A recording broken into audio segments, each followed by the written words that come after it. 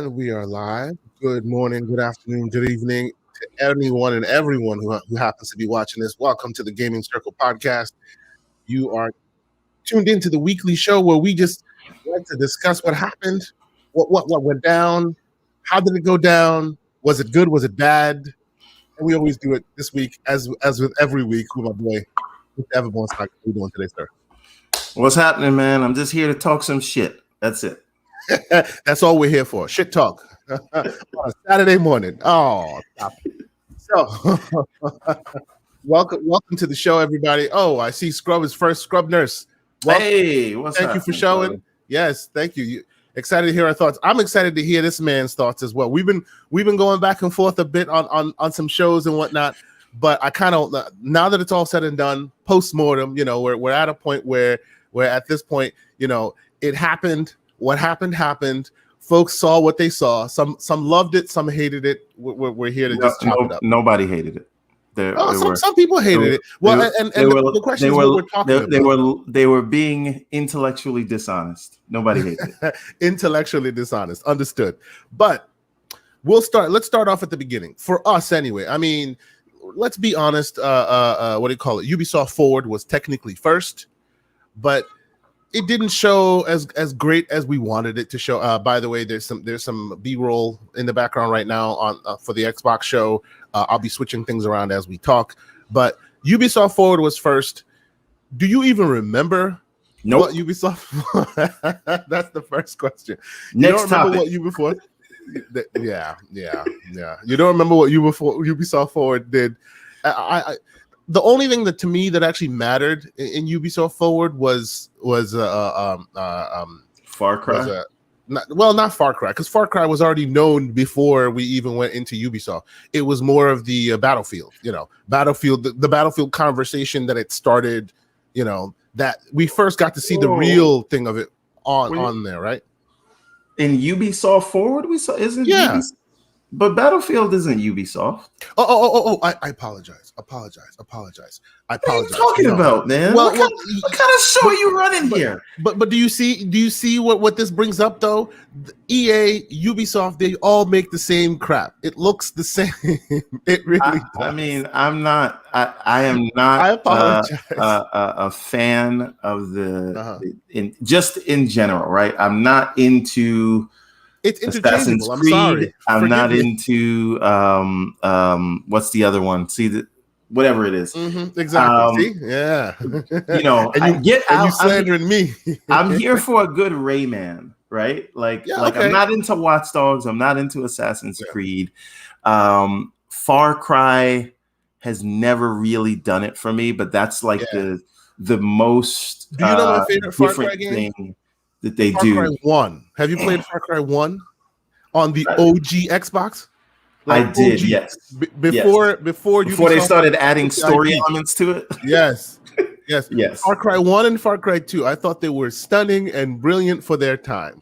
And then, of course, they became repetitive, just like Assassin's Creed was very special. Assassin's Creed 1 had potential. Assassin's Creed 2 had a spark, and then it became, regurgitated. They all seem to find a great idea. Watch Dogs as well. They find a great idea, and then they pound it into the sand, or so it seems. You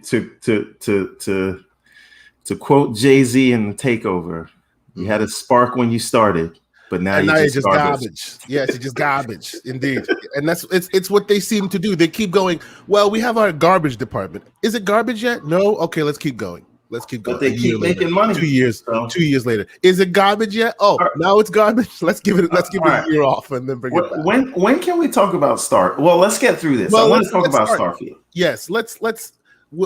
We were talking about Ubisoft Forward first because it technically was the first conference, but let's get past that. We'll certain games will come up. We will most likely double back to it.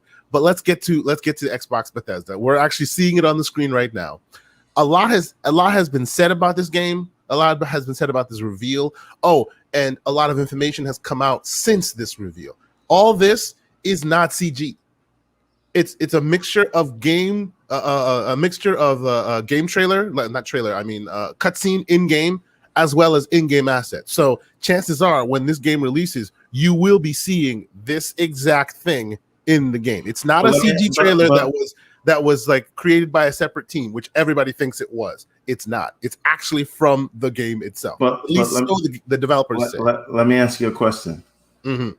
How good does it look? Honestly, I think it looks great. Really, I do. I think it looks great. I do. Specifically from, and I'm doubling back real quick so we can see it again. Specifically from Bethesda Studios, the company who's made Game of the Year after Game of the Year after Game of the Year, but they're not the biggest lookers, right? Which tells you that Game of the Year doesn't automatically mean it has to be the best looking game in the world, because Bethesda is worldwide known for their Game of the Year games, but they're never the best looking. This looks way. I mean, if you give me any Bethesda game. Yeah, but I'm not asking you to compare it to Bethesda. I'm asking you to compare it into all the things that sure. I'll even go out the way and say yes. Compared to all games, this looks pretty damn amazing. It looks really good. From what it does. Look at the details. Look at the details right there. Look at the details. Look. A lot of games like to do a lot of they do a lot of what do you call it? Just visual aids. Hey, it's supposed to look complicated, so let's make it look complicated, right? This is not that, And maybe I'm answering this question because since this time we have heard a lot more about it, and we've learned a lot more about it from the devs themselves. A lot of the reason why I hold this in higher regard is because each of those things that you see is not there just for aesthetics. Like when you and it's about to skip forward to the dashboard where the dude is starting his ship. Every button has a purpose, and they're using it for a specific purpose. Oh, and also as you see the scene zoom in, you do see some choppiness there. Do you not? Look, that speaks to in-game. It's not a CG deal. This is in-game running on a piece of hardware. What piece of hardware? We're not sure. But whatever piece of hardware it's running on is chugging a little, as you can see. Look, it's probably a 39. But seriously, look at it. The way the dashboard has a lever that bends as he gets closer to it. There's a lot there. Look, every single button there is useful for something, and you can if you want to. Well, come on, we don't know that. They just said like. It has been said that the button has a purpose. It doesn't mean that you can use the button. Again, look at where the smoke is coming from. Look at how the scene is panning. Look at this. And I'm not saying look at the perfection. I'm talking about look at the faults, because that tells you it's in-game. Check. And look at the way the robot's walking. This is in-game footage. And I, for one, am here for a Bethesda game that looks like this, because many Bethesda games don't look like like at all, like not even close. That's fine. I've tried to play New Vegas. I've tried to play Fallout Vegas. Like people swear by. I've never been able to finish playing that game because I caught on to it when it was way later, and now I've tried to go back to play it. And man, that game just does not hold up graphically. So for me, if this is what New Vegas looked like, I'm there day one. Like I think this is far better than any of their other offerings. So okay, you think it's not good looking? I didn't say that. I just said I don't think that the lore of this game is its graphics. That doesn't mean that they're bad. That doesn't mean anything. I think the lore of the game is a space adventure. But remember what I said. This is a studio that makes AAA Game of the Year games, right? And none of them have ever been lookers. Ever, right? It takes like the community to actually make their games look better, right? Well, because usually look at Skyrim. How many, like, you have to go to Gamers Nexus or whatever to go and get all the mods to make the game even look remotely playable in 2021. Like, that's just the way it is. That's how it's been for every Bethesda game until today. So their priority isn't necessarily, hey, let's blow people away with the graphics. It's everything else, right?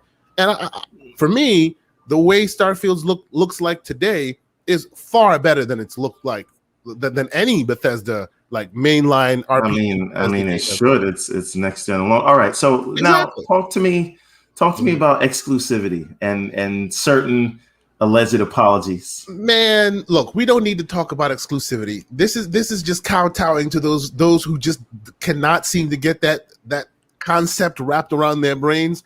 I learned about exclusivity, and I made my peace with exclusivity when Spider-Man refused to be on anything Xbox One, even though I used to play a bunch of Spider-Man games on 360. That's just how it happened to be, and I learned that lesson early on in the gen, and I moved on. Anyone who doesn't want to move on now, it's just their problem. I don't even want to spill any more mental energy thinking about it. Well, so Starfield is exclusive. It's gonna be exclusive, and so will every other Bethesda ZeniMax game that didn't have a prior contractual obligation. That's been said. But here's the question I'm really asking. How do you feel about the headline that Pete Hines apologized? Because he did. I think that, exactly. I watched it. I watched the whole. It's a great interview, by the way. But it's a great interview. He didn't. People are just trying to use this as another way of going right back to the place where we used to be. Is it going to be exclusive? It's not going to be exclusive, but it should be exclusive because all the gamers want to play on PlayStation. Yeah, not all the gamers want to play on PlayStation. Some gamers play elsewhere. I think if you actually watch the video, it's a disingenuous argument, but I think if you watch the interview itself, he's kind of saying, "Look, it's exclusive." Yeah, I guess I'm sorry. Tough shit. Yeah. Right? Well, okay. You see tough shit in there. I saw more of, look, I get it. This is where you want it to be. It's not going to be there. And as a human, I'm sorry that you're frustrated about that. That's just all I can do is be sorry for you that you're frustrated about that. There's nothing else I can do for you, but that's what I can be. It wasn't necessarily facetious, like, hey, piss off, go. No. I took it as I'm bathing in your tears. Yes.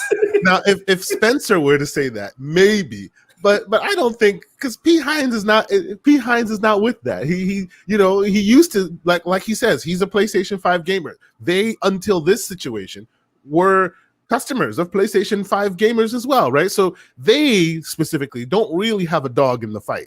They have just been picked on one side or another on the dodgeball team because they have what they have, right? It is what it is. Captain Microsoft chose Bethesda on their dodgeball team, and that's where we are. Sony lost it. You can't blame Pete Hines for that. And he's basically saying, look, it's not that's beyond my pay grade, basically. That's the sense I got. Anyway. Yeah, well, first of all, Boogeyman. What's going on, Boogeyman? How you doing? Thank you for joining us today. Please, but appreciate you. I think another very interesting tidbit from that interview, because everyone got so caught up on bent out of shape. Whatever. No. But right. But what I'm saying is, and this is a question, and we can play that part of it back. We can try to find it, but when he was talking about, what the studios are working on in the future, their roadmap is set for the next several years, because before the deal closed, they were still working. So there's a lot of things that they have in the pipeline. That's right. However, he did say something about when Matt Booty comes around, he's just kind of like, yeah, cool. What are you working on? Not this is what you're going to work on. So my question is, does Matt Booty oversee Bethesda? Well, okay. I wouldn't say officially Matt Booty oversees Bethesda, because that has not been officially spoken of. It hasn't been officially announced, like, Bethesda Game Studios is joining our group so that they can join Xbox Game Studios and be managed by Matt Booty. I don't think that's the case, but we all know, right? It's all out there right now that Matt Booty's 15 studios are kind of beyond his capability, not beyond, but are at the limit of his capabilities. No one can keep too much of an eye on all of them. So he's at his capability, at his limit with the studios he's got right now. But with that said, if you're the new guy joining the group, and you join the group and you see that this is the hierarchy of it, you have the big boss, you have Phil Spencer, you have Booty, and then you have Booty's team underneath him. I would assume that when you walk in Bethesda, you would want to get in where you fit in, because you'd go, okay, well, this is the hierarchy, so I will give him the respect due him because he manages those studios. I don't think it's officially set up that way, But if Booty steps to some of the folks at Bethesda and says, "What are you working on?" I don't think that's a, "Hey, this is me, your boss, telling you asking you what are you working on." It's just, hey, another manager asking what's being worked on. I can see that working in corporate America as I do, I can see that there are a lot of captains in the ship. There are a lot of cooks in the kitchen sometimes, and I can see a world in which Matt will come up and ask, "Hey, what are these teams working on?" Because that's his job, right? His job is to make sure that his teams are performing. But are Bethesda his teams? Well, technically, all the teams at Microsoft are part of his team, but is he the leader of said team? I don't think so. Like, we don't know so far, because all of this is still fresh and new. We don't know definitively if, let's say, Pete Hines is now like the Matt Booty on the Bethesda side. We don't know that yet, right? We don't know that. But we do know that Matt Booty exists in that organization for that purpose. So if he asks, "Hey, what are you guys working on?" It's what he does. That's his part of his job, to ask, "What are you guys working on?" Hey. Now, is there an official role where he then makes sure he can make changes and he can make decisions for Bethesda because he's managing them? I don't think that's the case necessarily. But I think as the time progresses and this is becoming more of a mainstay, hey, we have Bethesda fully integrated into Microsoft, and now it's a well-oiled machine. You will start to know, the Joseph Stathams, those names will start popping up on the Bethesda side. Right now, all you know is what you've always known, right? God Howard and Pete Hines. That's what you know. But as this stuff goes on, those names will become more prevalent because we will know who manages the Bethesda side. I don't think it's Matt Booty, but then again, I don't think, because it hasn't really been officially, And if he did manage them, so what? Would you be worried? I wouldn't. I kind of I want to. We had this conversation offline the other day, yes, but I want to segue into Matt Booty and his role in the Xbox gaming division, right? So, yes. First question was, which we don't really know the answer to, is does he manage Bethesda? No, right? We don't know that, right? So we don't know that. But the next question is, how has he been doing, as his job, and what is his role? So is his role making sure there are things for us to play on the Xbox platform, or is his role solely to manage the first party studios? Most people don't know this, but his role is to manage first party studios. The like, people keep thinking, hey, Matt Booty and Phil Spencer, this game, that game, all these new games coming up. When Knockout City joins Game Pass, that has nothing to do with Matt Booty. Nothing, right? It has something to do with Phil Spencer, but more than anyone, it has something to do with Sarah Bond.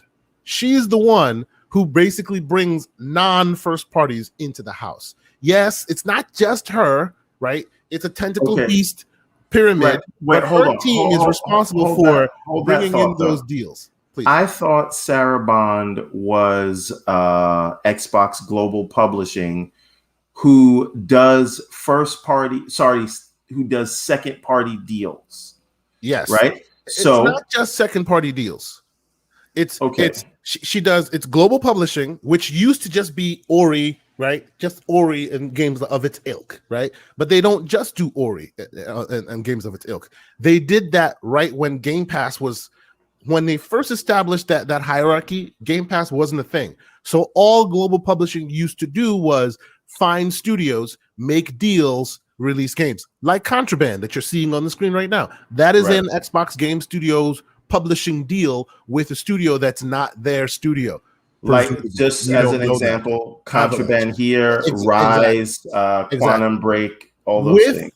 With Game Pass being added to the equation now as part of their organization, the Global Publishing Studios does more. It's not just create a game with a third-party studio. It's also find deals like your Outriders, like this Disney deal here with. Hold on, man. Hold on one second now. Yeah. Are we saying that it's Xbox Global Publishing's or whoever runs that, which we're saying is Sarah Bond, which is Sarah, right? Yeah, it used to be Shannon Loftus. Right. So are we saying that her role is to get things into Game Pass that are not published by Xbox Global Publishing? Is that what we're saying? That's not what I'm saying. Her role is to get games into Game Pass, either full third party deal, like, hey, Square Enix releases Outriders into Game Pass. That's part of her role. Or, hey, working with Xbox Game Publishing, we're publishing this title, second party studio will help you to release what do you call it?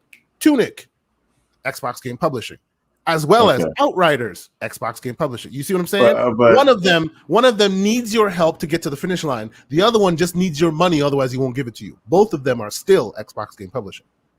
So then, in that case, then Matt Booty runs 14 studios. Yes, basically, yes. Okay. Yes. So now, well, hold on. Technically, you could still say 15 because when they are, like, for instance, in this contraband example, right, where they're working with Avalanche, Booty could go to Avalanche and go, hey, how's the game going? He's still managing that aspect of it, right? Because since it's a game that will then be published by Xbox, he can still manage the team, just like what do you call it? The game that died, that people just that won't let die, that keep talking about it. Oh, come on now. The game that was going to be made, the dude wearing the Beats by Dre headphones with the dragons. Come on. Yeah. Same thing happened. Exactly. Same thing happened there. It was a publishing deal, but I'm not sure if it was Matt Booty. I think it may have been Matt Booty. But basically, they kept tabs on it, and when they saw it wasn't going right, they had to cut it because they were spending too much money. That's his role there. So who does that fall under? Does it fall under who's running game publishing, or does it fall under Matt Booty? No. When the deal is made, right? When the deal is made, then it comes even to though Matt that Booty's studio, that's right. Even though that studio is not a Microsoft studio, they're still contracted to make a Microsoft product. So then Booty manages that product till its end. So technically, you could say Scalebound is a Matt Booty problem. You could say that, right? It feels like he gets all the problems, right? Yes, he does. Yes, he does. It seems like he gets all the shit. And then anytime all you have to do is make it right. So, because this is the thing, because I know you're going down this line. See, this all these games in Game Pass, Sarah Bond, right? Dealing with Sega. I don't know if that's fair. Right, like it is. We're saying like, oh, no, that's fine, but like, so cool. We just have to get the deals in, and all the positives of getting things in, where like, well, but that's fine. And then, what you're missing though is all you see from Sarah are the successes. You don't see the failures. Like, where's Persona? People have been asking for that forever. And until it is in there, but that's not a failure for her. It is. It is because folks are busy. We can't look at games like it's a failure if it's not in the service. Folks have been wanting Persona, and even Phil Spencer himself has come out and said, "We hear you. It's coming. We're working on it." Right. But the difference between Matt Booty's role and Sarah Bond's role is, if Matt Booty fails, it's a black eye and everybody can see it. Oh, Halo Infinite didn't release on time. Oh, this game got canceled or delayed. It's a black eye and you can see it right away. When Sarah Bond hasn't succeeded yet, it's quiet.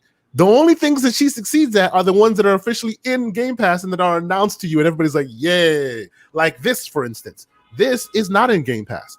If you wanna like have a comparison between both of their roles, you could say that this is a black eye for her, because it should be, but it hasn't been announced yet. It could still come. Maybe they're waiting for pre-order numbers or whatever.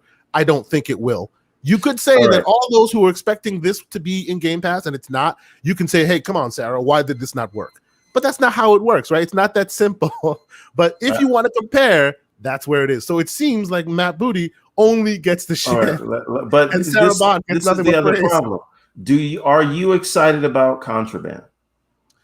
I am excited about Contraband. Okay. You know why? Right. Well, hold on. I'm going somewhere with this. Please. Are you excited about Halo in the fall? Of course, 100%. Are you excited about Forza? Yes. Well, you're asking dumb questions at this point. Right. So, are you excited about Avowed? Of course. Are you excited about? Hold on. Is this your way? Is this your way of? Is this your way of? I'm not done. Are you excited about Psychonauts 2? Answer is yes to all. Are you excited about Hellblade? Yes. So how about we not give Matt Booty all of this shit because unless you have no faith in these games that are coming out, nobody's giving. See, this is where I'm going with you. Nobody's giving Matt Booty shit. Nobody. At least I'm not. No. Let me be clear. You said you'd be worried if he was running. Yes. Do you know why? Because one man is dealing with 15 studios, and many of those studios have not gone to the second turn or third turn. The studios have joined the organization. Great. And right when they joined the organization, they were in the middle of releasing one game from prior organization or one game from their prior project. So none of them, Psychonauts 2 being Double Fine's first release project after being acquired. That technically is not a Microsoft game because the whole bulk of the game was done through Kickstarter, was done through with some other the other payment method that they were messing with. Double Fine was for a while. The only piece of the development puzzle that Microsoft was involved in was 2019, 2018, while the game has been built since 2015. None of their studios have, under his tutelage, under his management, released games and then started another game, and none of them. So that's not to say he's at fault. You don't think that those studios are being integrated right now? You don't think that they're getting the tools? Look, you're not watching the studios hire more people? You're not hearing about new projects that haven't been announced yet? I am not saying that he is at fault or there's something bad here. I'm saying the jury is still out on him.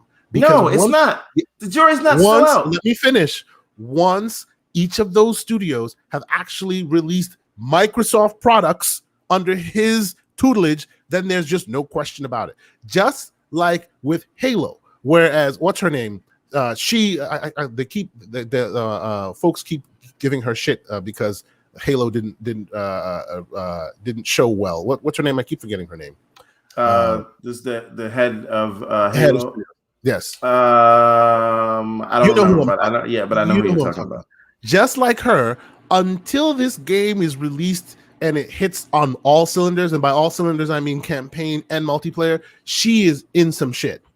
Everyone is giving her shit, even if she doesn't deserve it, because she is head of studios. And for a while now, whenever there are questions, her name comes up. What's she doing over there? How is she managing it over there? The jury is still out. And specifically for her, there have been some black eyes, right? Exactly. Bonnie Ross. Thank you, Scrub Nurse. That for her, there have been some black eyes already because the game either didn't look right. Halo 4 had one good aspect, one bad aspect. Halo 5 had one good aspect, one bad aspect, and then it didn't release when it was supposed to release. So she already has a few black eyes in this whole equation. But as soon as Halo Infinite releases, if the multiplayer and the single player is kicking on all cylinders, everything will be forgiven. That's just the way it is. That's how gamers work. Same thing with Matt Booty. The jury is still out. Let's wait. Look, I am excited for Contraband. I am excited for Redfall. You know why? This represents Microsoft taking seriously IPs. Seriously, not just, let's throw some money at it real quick, keep them happy and keep it moving. No, they are cultivating IPs. They are spending time coming up with their own ideas, hiring their own people, really, really, really working at getting something to shine that's theirs. And to me, that is very, very exciting. That's why I'm excited for it.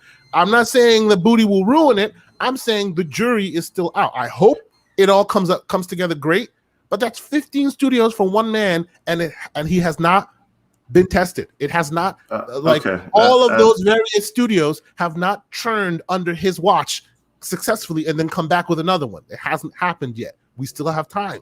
Okay. How do you feel like the Coalition has handled the Gears franchise? Oh, come on now. See, now you're going to go to Coalition and Gears. Yeah, I get it. No, it's just like any success you want to no. You want to slide over the success. No, you don't hear my You're not hearing my issues. I am not saying he's not successful. What I'm saying is you called him a novice. You said he's not been tested. You called him a young punk. They've had like 6 He's studios. He's a young whippersnapper in your eyes. They've had 6 or whatever studios for how long now? This 15, 23 something studios is new.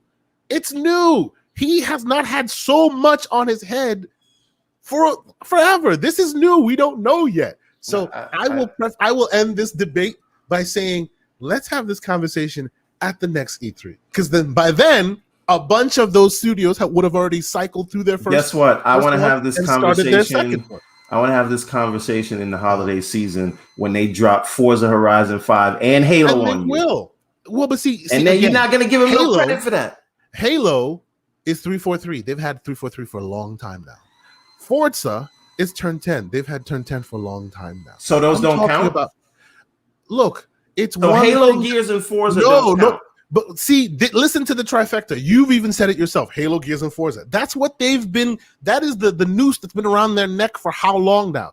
Even though those are great, it's always Halo, Gears, and Forza. Halo, there's a success, so we're going to completely ignore it because that falls under him. I'm not ignoring it. I'm not. Look, I am not a hater of Matt Booty. You just said it don't count. I am saying when the coalition, not the coalition, when Compulsion comes out with a banger, because we know that We Happy Few was their last regurgitation before they became part of the Xbox group. When their next one is a banger, then that's all Booty, because they've released the thing that was in their chamber before they became part of the studio. So everything else they release next will solely be a Booty joint, right? That's the next one. The next one out, there will be another one and another one. That's what I'm talking about. You're doubting the man. I think he has already delivered. I'm holding out hope. That's all I'm doing. I'm not saying he's a hater, whereas some people say Bonnie Ross, I see where folks go with Bonnie Ross a bit because there have been some missteps. I also see a bit with Matt Booty because if I have one problem with the man, you're trying to pepper the idea that I have an issue with the guy. No.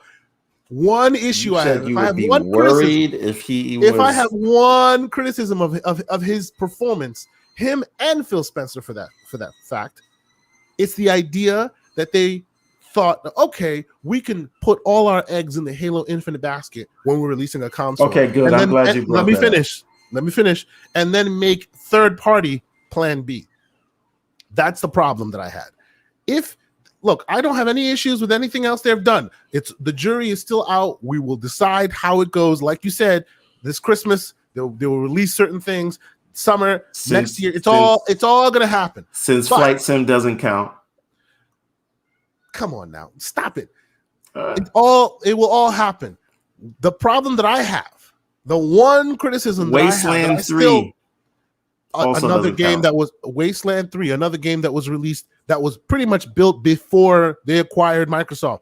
Okay. They just happened to be literally in Microsoft when they released that game. It was like literally a week before. They had nothing to do with it. Move on. Hive Busters was just not gonna. We're not gonna. Come on, that, but it's cool. It's fine. I understand. I understand how you view the world. I'm holding out hope. After the summer comes and everything else, then we'll talk. My only real criticism of Matt Booty and Phil Spencer is, why did you've been watching 343 for years now, because that's your job, to keep an eye on their progress, to keep an eye on all of this. Why did you not tell Phil Spencer, hey, by the way, the game that you think will be ready for console launch won't be ready for console launch? Because if you were doing your job, you would have recognized early on that they're not on track and maybe made another plan B. That's my only criticism of them. Okay, none of the others. Let me talk about. But this we have a lot to go. So I know we could, but this will be quick. A lot of people say, like, why don't you have a backup plan for Plan Halo? B? Yes, you don't have a backup plan B. You can't.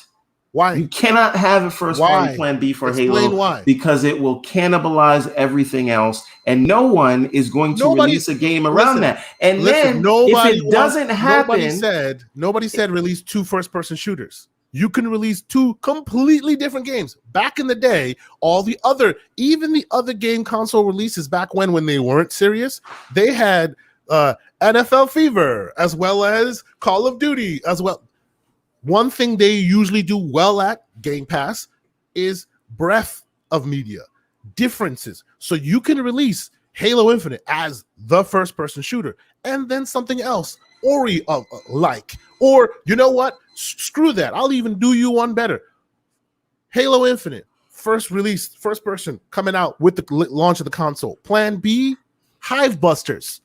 Instead of making it a 6-hour little side DLC, maybe you churn a little bit more, make it 10, make it 12, make it 10, make it 12, add a separate launcher, Plan B. Now you have your third person and you have your first person.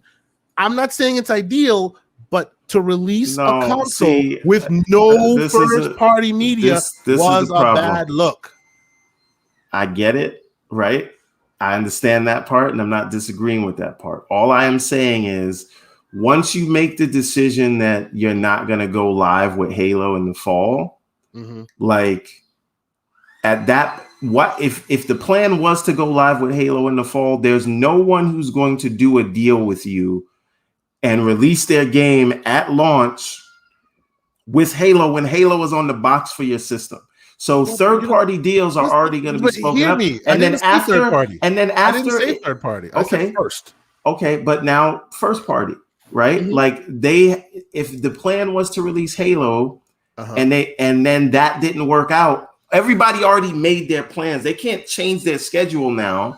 But that's exactly my point. Look, that launch schedules are created like a year, almost 2 years in advance, because you see how the project is going. You have forecasting. That's how it works. Right. If Matt Booty was doing his job correctly, which he wasn't, in 2019, you would have known that game ain't releasing in 2020. You would have known that. In 2018, you would have seen that, because there are milestones to a project. And if you're falling short, that tells you will not hit your deadline. There's nothing you can say that will change my mind on that one. They should, a long time ago, should have seen that Halo wasn't going to hit. And what they should have done was Plan B from a first-party team, even if it's a small little project, something to whet the appetite of the gaming consumers, something to say, hey, Halo didn't hit, but here's something else from us to show how great this is. When freaking PS3 was released, freaking Sony released a hot tub tech demo where all you are is a tub full of water and there's ducks in it and you can jiggle them and it shows you the physics. It was a dumb tech demo, but people enjoyed the hell out of it for months. What else did they have? No, nothing. They pretended to enjoy it like a lot of. Look, at the end of the day, Microsoft, you, not us, you came out the mouth saying you have the most powerful console in the world. That then sets expectations. If your plan A is not available, you need to have a plan B available to show people what you're saying. Otherwise, they will hold it like a noose around your neck for a long time. No, they won't. They will hold it as long as you don't have They've held something it for a year. Exactly. Fantastic, but as soon as you're ready with those things, look. Then people are fickle and they move on. I get right. That. This is the thing. I'm not gonna let other people control the narrative of how I think about these things. Right. True. So what I'm saying is, look, they have, for the most part, kind of been up front and have given people the option to come along for the journey with them, right? So if they were going to support last gen, they said it. If they've said if you're not ready to buy an Xbox, don't buy it. If you want to play it on PC, play it. We'll get around to it, but we're going to involve you in the conversation, and we're not going to treat you like children. So all great moves by them. They've done that, and if it just takes more time to get the things that we want, then we can do that. But let's move on, because I don't want to go on. We missed a few games here. I didn't know they had this. Gears triple bundle now available on Windows 10 and Xbox, like all 3 games in a bundle. Ooh, that's cool. I just saw like Major Nelson just like popped it up real quick. All right, so as we're talking about Halo, here you go. But look, we shall see where this goes. If I have, that's the only thing I say. If I have one criticism currently of their performance, is they didn't see it coming, and all right, hit them in the head. Now here's some interesting questions since Halo's on the screen. We saw a lot of multiplayer. I think Halo is for the most part back. The Craig narrative seems to be pretty dead right now. But the fact is they haven't given us a date, right? Yeah, that date is now a big question. But I think I know why. But we're gonna come to that. But they've also, it looks like they're showing it as two separate SKUs, which I suspect it will be. Right, so they're two separate products because how do you separate it? Look at two different sort of box arts or whatever. Crackdown 3 should be your canary in the coal mine because they've already basically done this before. Crackdown 3 came out, nobody liked the game, sure, but it had a campaign launcher and a multiplayer launcher, two separate games. And they've already come out and said the multiplayer will be free to play. So it only makes sense to not let you load the entire game with the campaign, which will potentially either one or two ways I can see this going. Either one launcher, and then you can like the launcher itself just installs the multiplayer, and then you can choose to install the single player if you have the license for it, or two separate launchers. In the past, they've done two separate launchers with Crackdown 3. So they're doing it with Doom now and the battle mode, which is a little weird.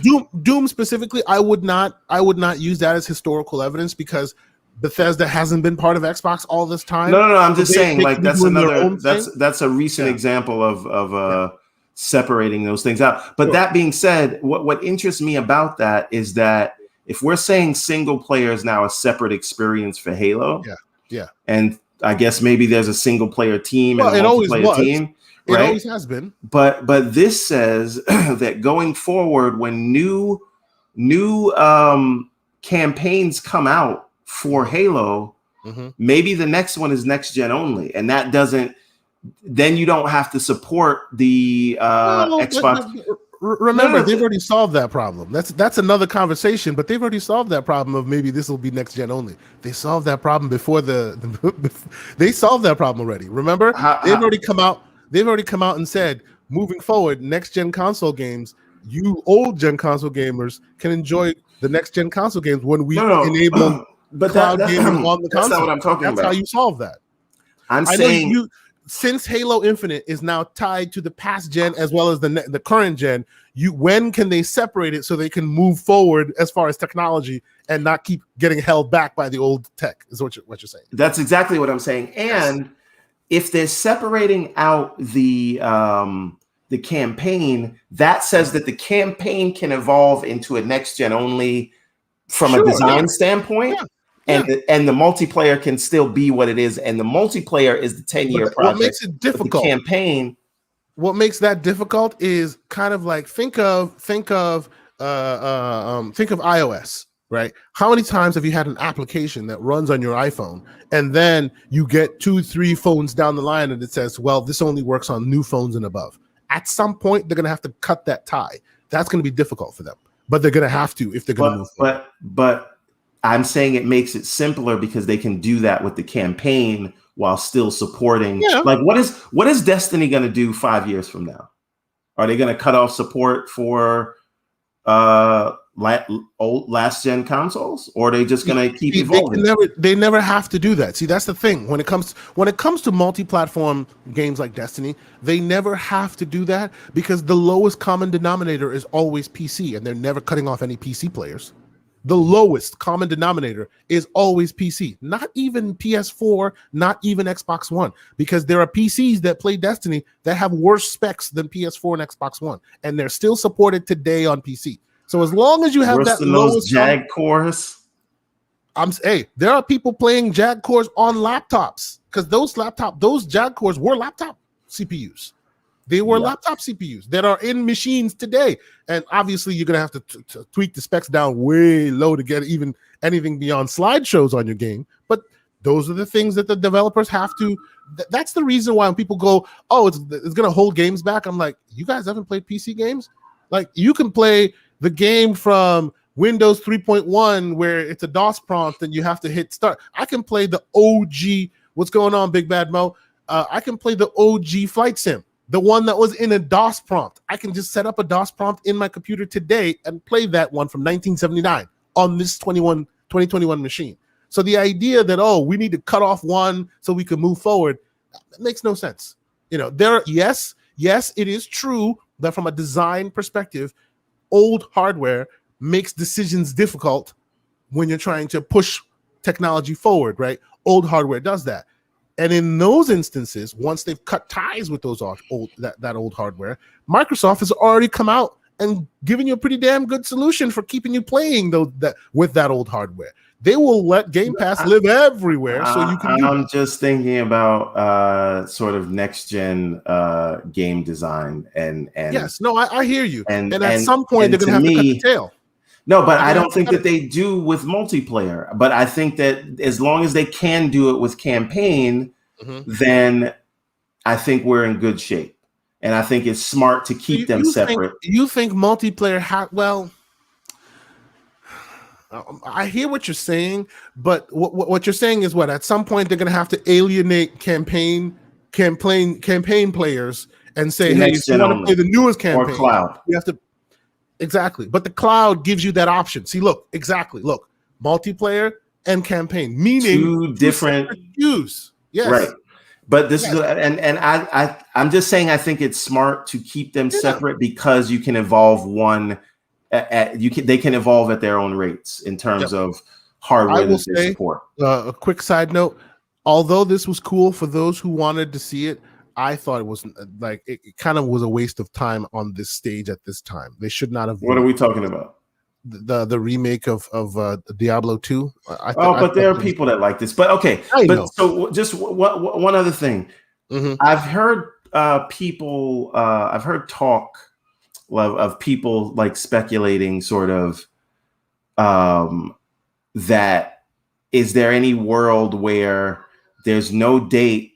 Because while the multiplayer is in great shape, the campaign is up in the air, and maybe the multiplayer launches, but the campaign isn't ready till sometime after that. They have already said it multiple times. Both Phil Spencer has said it. They were deciding on whether they should separate them as far as launching separately, and they decided against it. Even at this show we're watching now, they said, Joseph Statham's came out and said they're planning to release multiplayer and single player. Last year's E3, they said Halo was coming out in 2020. Sure, but if they were changing their minds, this was the time to do so, and they didn't.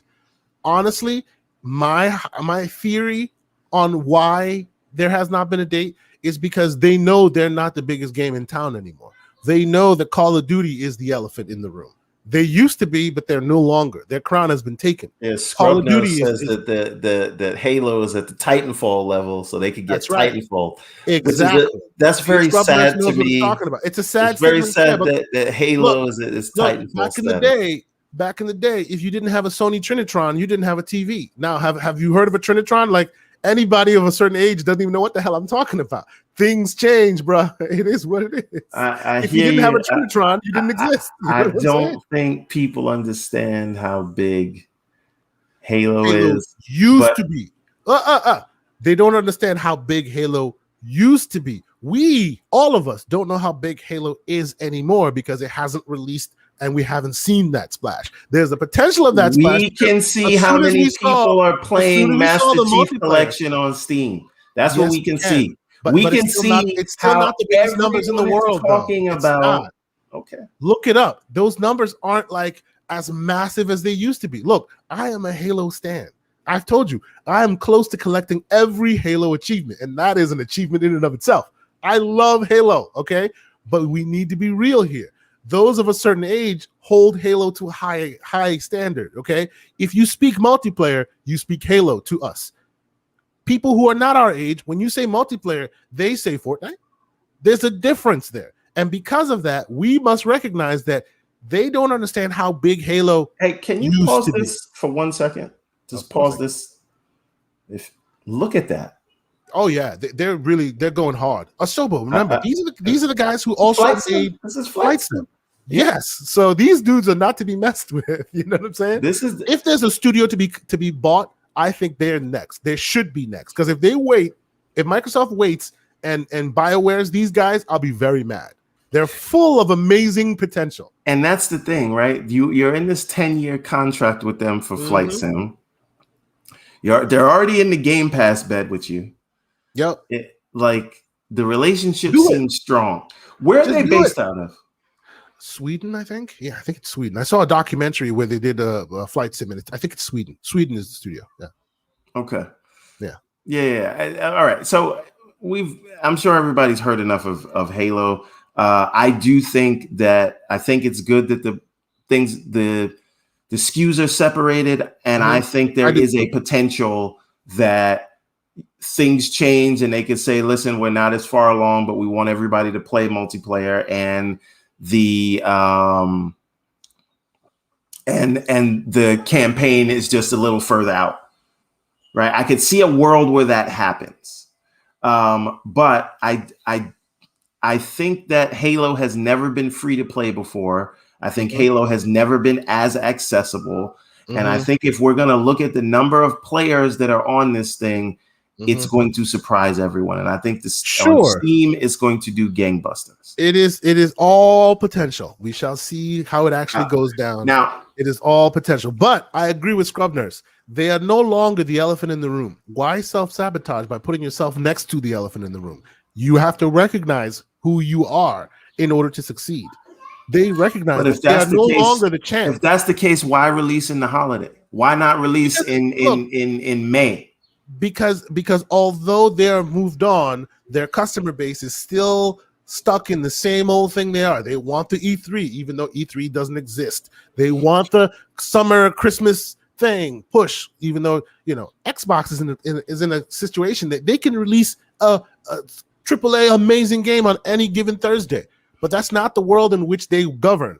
They live in a world where buy my plastic, buy my games, which is established by Nintendo and PlayStation for a long time. So you can't now go, well, this is how it always was. It's how everyone has always known it. The Christmas push, the E3 show our wares, and now we're doing something else. So we're going to completely abandon all that. They're trying to transition, folks. There will be a time, I can see a time, maybe in 2-3 years, where all those specific timelines are no longer held as gospel because they can release whenever they want. But until that happens, until they have enough studios and enough of the wheel that turns game after game after game, they have to continue to adhere to the tried and true method, right? Oh, in the fall, this game will release. Summer, holiday 2021. I'm pretty sure that holiday 2021 is just so that they don't fall smack dab in the middle of Call of Duty country. That's what I think. The campaign is what the campaign will be. Will it be great? I hope so. Will there be faults? Inevitably, there are always faults in any game, right? I just hope it's minuscule to the point where people can still give it a great review. I finished Ratchet and Clank yesterday. Folks don't speak on it. There are lots of bugs in that game. Lots of bugs. I get stuck on a lot of part of the environment, and the camera won't move right, and you get killed by the enemy because the camera has stuck you on the world. You're jumping, there's so many of that. But still, what do you hear? 10 out of 10. 10 out of 10. Why? Because the sum of its parts are beyond those small bugs that are there. I hope Halo's the same way. Don't know yet. Hope it is the same way. So now the other thing, just speaking of Asobo and things like that, acquisitions. There was big talk, and we had our predictions last week of what would be what, but and I just want to point out that my wild prediction was that it wasn't going to be there. Exactly. And you were right. You were right. It wasn't there. Yet again, just like I'm right about Matt Booty. Now, listen. Here's the thing. Suck it up, player. Here's the thing. Just because it wasn't there doesn't mean it's not going to be there. It doesn't mean it's never. But it wasn't there. Look. We're not talking. Look, just because acquisition talk was not spoken about at E3 doesn't mean there will be no acquisition talk. But this is not Microsoft. It was not about that. They're not. It's not. That's what I said, that they wouldn't announce it at E3 because this is the Xbox Bethesda showcase. I agree with you. And it's not the time or the place. You were right. Let me slow down and say that again. You were right. That's all I needed to hear. But move on. but to move on, what do you think the relationship between Xbox and Avalanche is? Was that like a secret drop of an acquisition? So as folks have already like been kind of saying it already, a lot of that information comes in dribs and drabs, and it's never full-throated because no one's technically supposed to have any of that information. So there is an argument to be made that while that conversation was being had, there was some information missed. Like clearly there was conversations with the Avalanche studio. You can tell that because there's a Contraband trailer now, right? So that conversation was being had. Is there the idea that all there was this deal to have this game done, and then after that they're good? There is an argument to be made of that. But this could also be a potential of, well, let's see how this goes, and if it goes where we want it to go and it's franchise material, then we'll talk acquisition talking and keep you going on that. That's also a potential. We don't know that right now. Because for me, I hope, however they're structuring these deals, that they own the IP, because we've seen it happen too many times where Xbox will partner with a developer to make a game, and they really don't lock the IP down, or they'll have it locked down in such a way where you can't make it someplace else, but we can't make it without you. Make it themselves. And then right, son of Rome. Yeah, exactly. And so it's like, what was the purpose of even going down that exercise? Because what happens is, if this game right here, if people don't put this on their radar, they need to. This game is out of this world. Continue. Atomic Heart. What is it? Oh, the Russian... my God. This is Russian Kojima at his best. I'm telling you, this game is gonna hit so big. But folks didn't even hit on the radar. I've been watching this game for 2 years. It seems like this is the first time anybody noticed it. This game is so wild, so crazy, so graphically pushing. Oh my God, you should watch the NVIDIA RT demos. Is this a console launch exclusive? It is not a console launch exclusive. I didn't expect it to be any kind of exclusive at all because it's a full-throated third party, but they're putting it in Game Pass, which to me is sweet because I was ready day one to buy this game for $60 or $70, and now I don't have to. This is it'll come to PlayStation, it'll come to PC. I don't know about Switch, but I'm pretty sure it's very pushing the envelope of technology, so it'll come to everywhere that can handle it. But it's free on Xbox. So that's another thing, because I this one find it confusing at the show. Yeah. So when they say console launch exclusive, is that for the game coming up or the game coming before it? Console launch exclusive is for the game coming up, meaning when it first releases on consoles. No, that's not what I mean. Right? So they just showed console launch exclusive. Was that pertaining to the video I just watched, or the video that's playing now? So they show it beforehand, and then they show the thing, and then they show another one beforehand. It defines what you're about to see before you see it. So maybe, it's what you're about to see before you see it. Let me get rid of this one real quick. Once this is gone, it should tell you that. So it'll say console launch. See, that was the end of that. After this, that's the end of Shredders. Done. So what you see next pertains to play it day one on Game Pass. See, so that's not a console launch exclusive. That's just a Game Pass game. Oh, but that play it day one on Game Pass is not for this video. Yes, that's this. Yes, it is, because that's what defines what you're about to see. What it says play day one on Game Pass means the thing you're about to see next is play day one on Game Pass, not the thing you just saw. You understand? Okay. And you know how I know that? Because when they start these videos, they show you one of those first, which tells you what you're about to see is this, and then they move on to the next one. What you're about to see is that. So the end cap is Game Pass. The opening cap is console launch exclusive. No. Look, I'll show you. Look, what you just first saw, which is watch. When this is over, right? Okay. You will see it say Shredders, PC, Xbox, and then you'll see Game Pass at the bottom. That's the end of Shredders. Okay. When you see the title with the Game Pass and which platforms it'll be on, that's the end of that. Then you'll see another thing come up. That is defining what's happening next. So this, hold on here. Oh, this was refuses to end. Hold on here. Jesus Console launch Christ. statements. Yeah. See, this is the end of Shredders. Okay. Done. End of Shredders. Now hold. Right? Now wait a second. Now this is for the next one. This is for what you're about to see. Are you sure? Because I think 100%. This is at the end.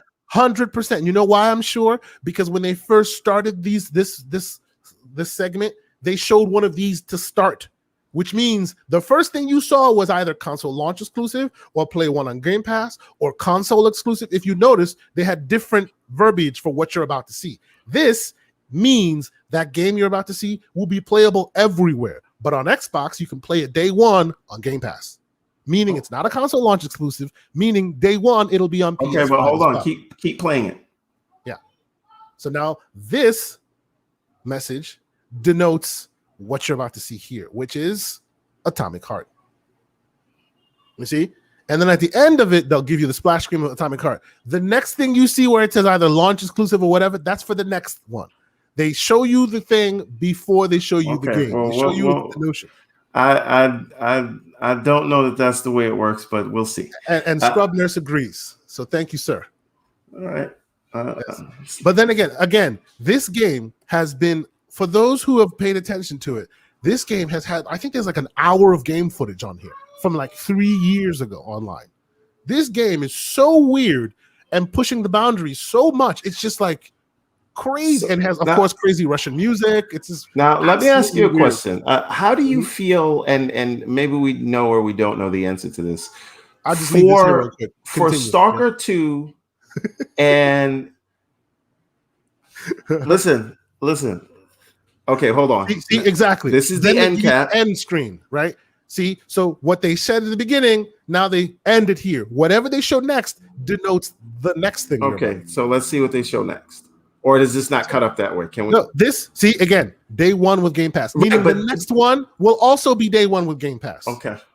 See? And then this is also a console launch exclusive. So it's on Game Pass day one, and it's also a console launch exclusive. So the Game Pass day one and console launch exclusive is for this. Is for replaced. Is the prologue for the video. Yes, it's telling you what you're about to see. Okay. Not what I just saw. Not what you just saw. Look, and let's be clear. You having questions about it is completely valid because they should have done a better job separating the thing. They should have done a better job saying, okay, this belongs to here, and that. It's like going to a store and going, is this label the bottom one or the top one? Is this label of $3 for the top item or the bottom item? They need to do a better job defining. That's why some of them put arrows. This goes to there. This goes to there. That's what they did. They screwed up that part here. I agree. Yeah, they should fix that because I still think it took way too much conversation, and I still think you and Scrub Nurse are wrong. But I will take your word for it. Now, listen. This is beautiful, by the way. Absolutely. Yeah, beautiful. This like the and this is all pixel art, right? All pixel art, yeah. And the way it's moved, the animated pixel, it's amazing. This is I would love to see more games like this because I feel like pixel art has become a lost art form, so to speak. Really? I actually think it's on the rise. Like pixel art used to be the definitive place that people go when they're third party, when they're indies, because it's easier to work with. But now folks are that was the initial idea. But now looking at like this output, folks are taking that quote unquote simplistic idea of pixel art and really blowing it out with like ray tracing and complex effects and doing that hardcore 3D stuff that pixel art usually wasn't the realm of. You know what I mean? Like they're doing a lot of interesting things. See, here another one. Play day one with Game Pass, right? And then they'll give you another one. See? So this is day one with Game Pass, and this happens to be an Xbox Game Studios presents. It makes sense, but I see you because they should have separated them better. Or they should Grounded. Another game you don't give Matt Booty credit for. But anyway, listen. No. That's another game that I don't deserve to give Matt Booty credit for because they were building this before they were bought. So stop. And they couldn't release it anyplace else but on Xbox because Matt Booty allowed it. But that's neither here nor there. What, is it because of this show that you've become a Matt Booty stan? Because I don't get it. No. I'm just saying. I don't like the people just going along with the regular talking points You're putting me in a position of slandering Matt Booty, which is not what I want to do. Then don't do it. You don't have to do it. I'm not doing it. Nobody's putting the gun to your head. You're either standing or slandering, and there's a middle. There's a happy medium. All I'm saying is you have to give people credit where credit is due. For example, Kathleen Kennedy. This is a completely unrelated subject. But Kathleen Kennedy gets a lot of shit for episodes 8 and 9, which is rightly deserved. You're talking to the wrong person because I liked 8 and 9. Let's keep it moving. We have to just like I like 7 and 6. I also like 8 and 9. I'm a person that I can see something for what it is. I don't have to use 6 and 7. Let's just I see what 6 and 7 were going for. Let's table that for Thursday. I see what 6 and 7 were going for, and I also see what 8 and 9 were going for. And they may not meet, but they can both exist and they can both be useful. That's it. Let's keep it moving. That's it. We'll talk about that on Thursday. But my point is, last night was a brilliant. That's where all that amazing complex pixel art stuff started. That I actually started seeing.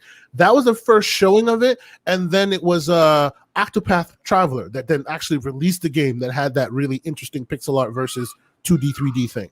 And then of course more and more have used it. But yeah, you're absolutely right. The last night, from what I heard, the reason why it's been so long since we've seen it is after the 2017 release, they ran into some monetary issues or somehow, and we thought that the game was dead. But as soon as this release came out, the replaced trailer came out, we started seeing the last night Twitter account start getting back to life, and they're showing more stuff. So hopefully it's still on track. But yes, they are definitely clearly an inspiration to some of these future developer houses. I'm sorry, I didn't mean to cut you off. Continue. No. So I forgot what I was talking about, but you were talking about how Matt Booty can do no wrong. No. That's not what I said. Amazing. That's not what I said. I said that you have to give credit where credit is due, and you don't have to follow talking points. I think I'm not following talking we can talk about. I want a studio that is governed under Matt Booty to release a game. And what I mean by governed under Matt Booty, I'm not talking about a game that was in the works before they were bought. I'm talking about like Compulsion. That's what I'm talking about. Give me Compulsion's game. Show me Compulsion's game. It will be amazing, I have no doubt. And then I will slow clap for Matt Booty because that is all his doing. I will do that. But that has not happened yet. You're not giving him credit for Forza. Look, I'm not giving, to be clear, I am not giving him credit for the small amounts of studios that they've always had for a long time, because that is easy to manage. 4 or 5 studios. He's managed that for a long time now. Yes, they have been successful. No one's taking that away from him. I'm talking about 23 studios, 32 different teams. That's a lot to go from, hey, here, have this sandwich, to here, have this freaking ridiculous overflowing. We don't know yet. So let's wait and see.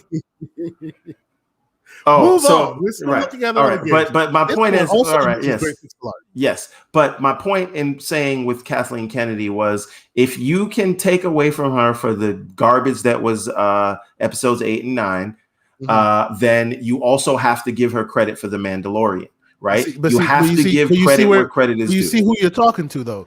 I don't hate on 8 and 9, and I also think The Mandalorian is great. So I may not be the person you can use that argument on. No. Kathleen Kennedy did good. Literally, Star Wars under the Kathleen Kennedy reign is going to be our topic on Thursday. But that's neither here nor there. Okay, we'll do that.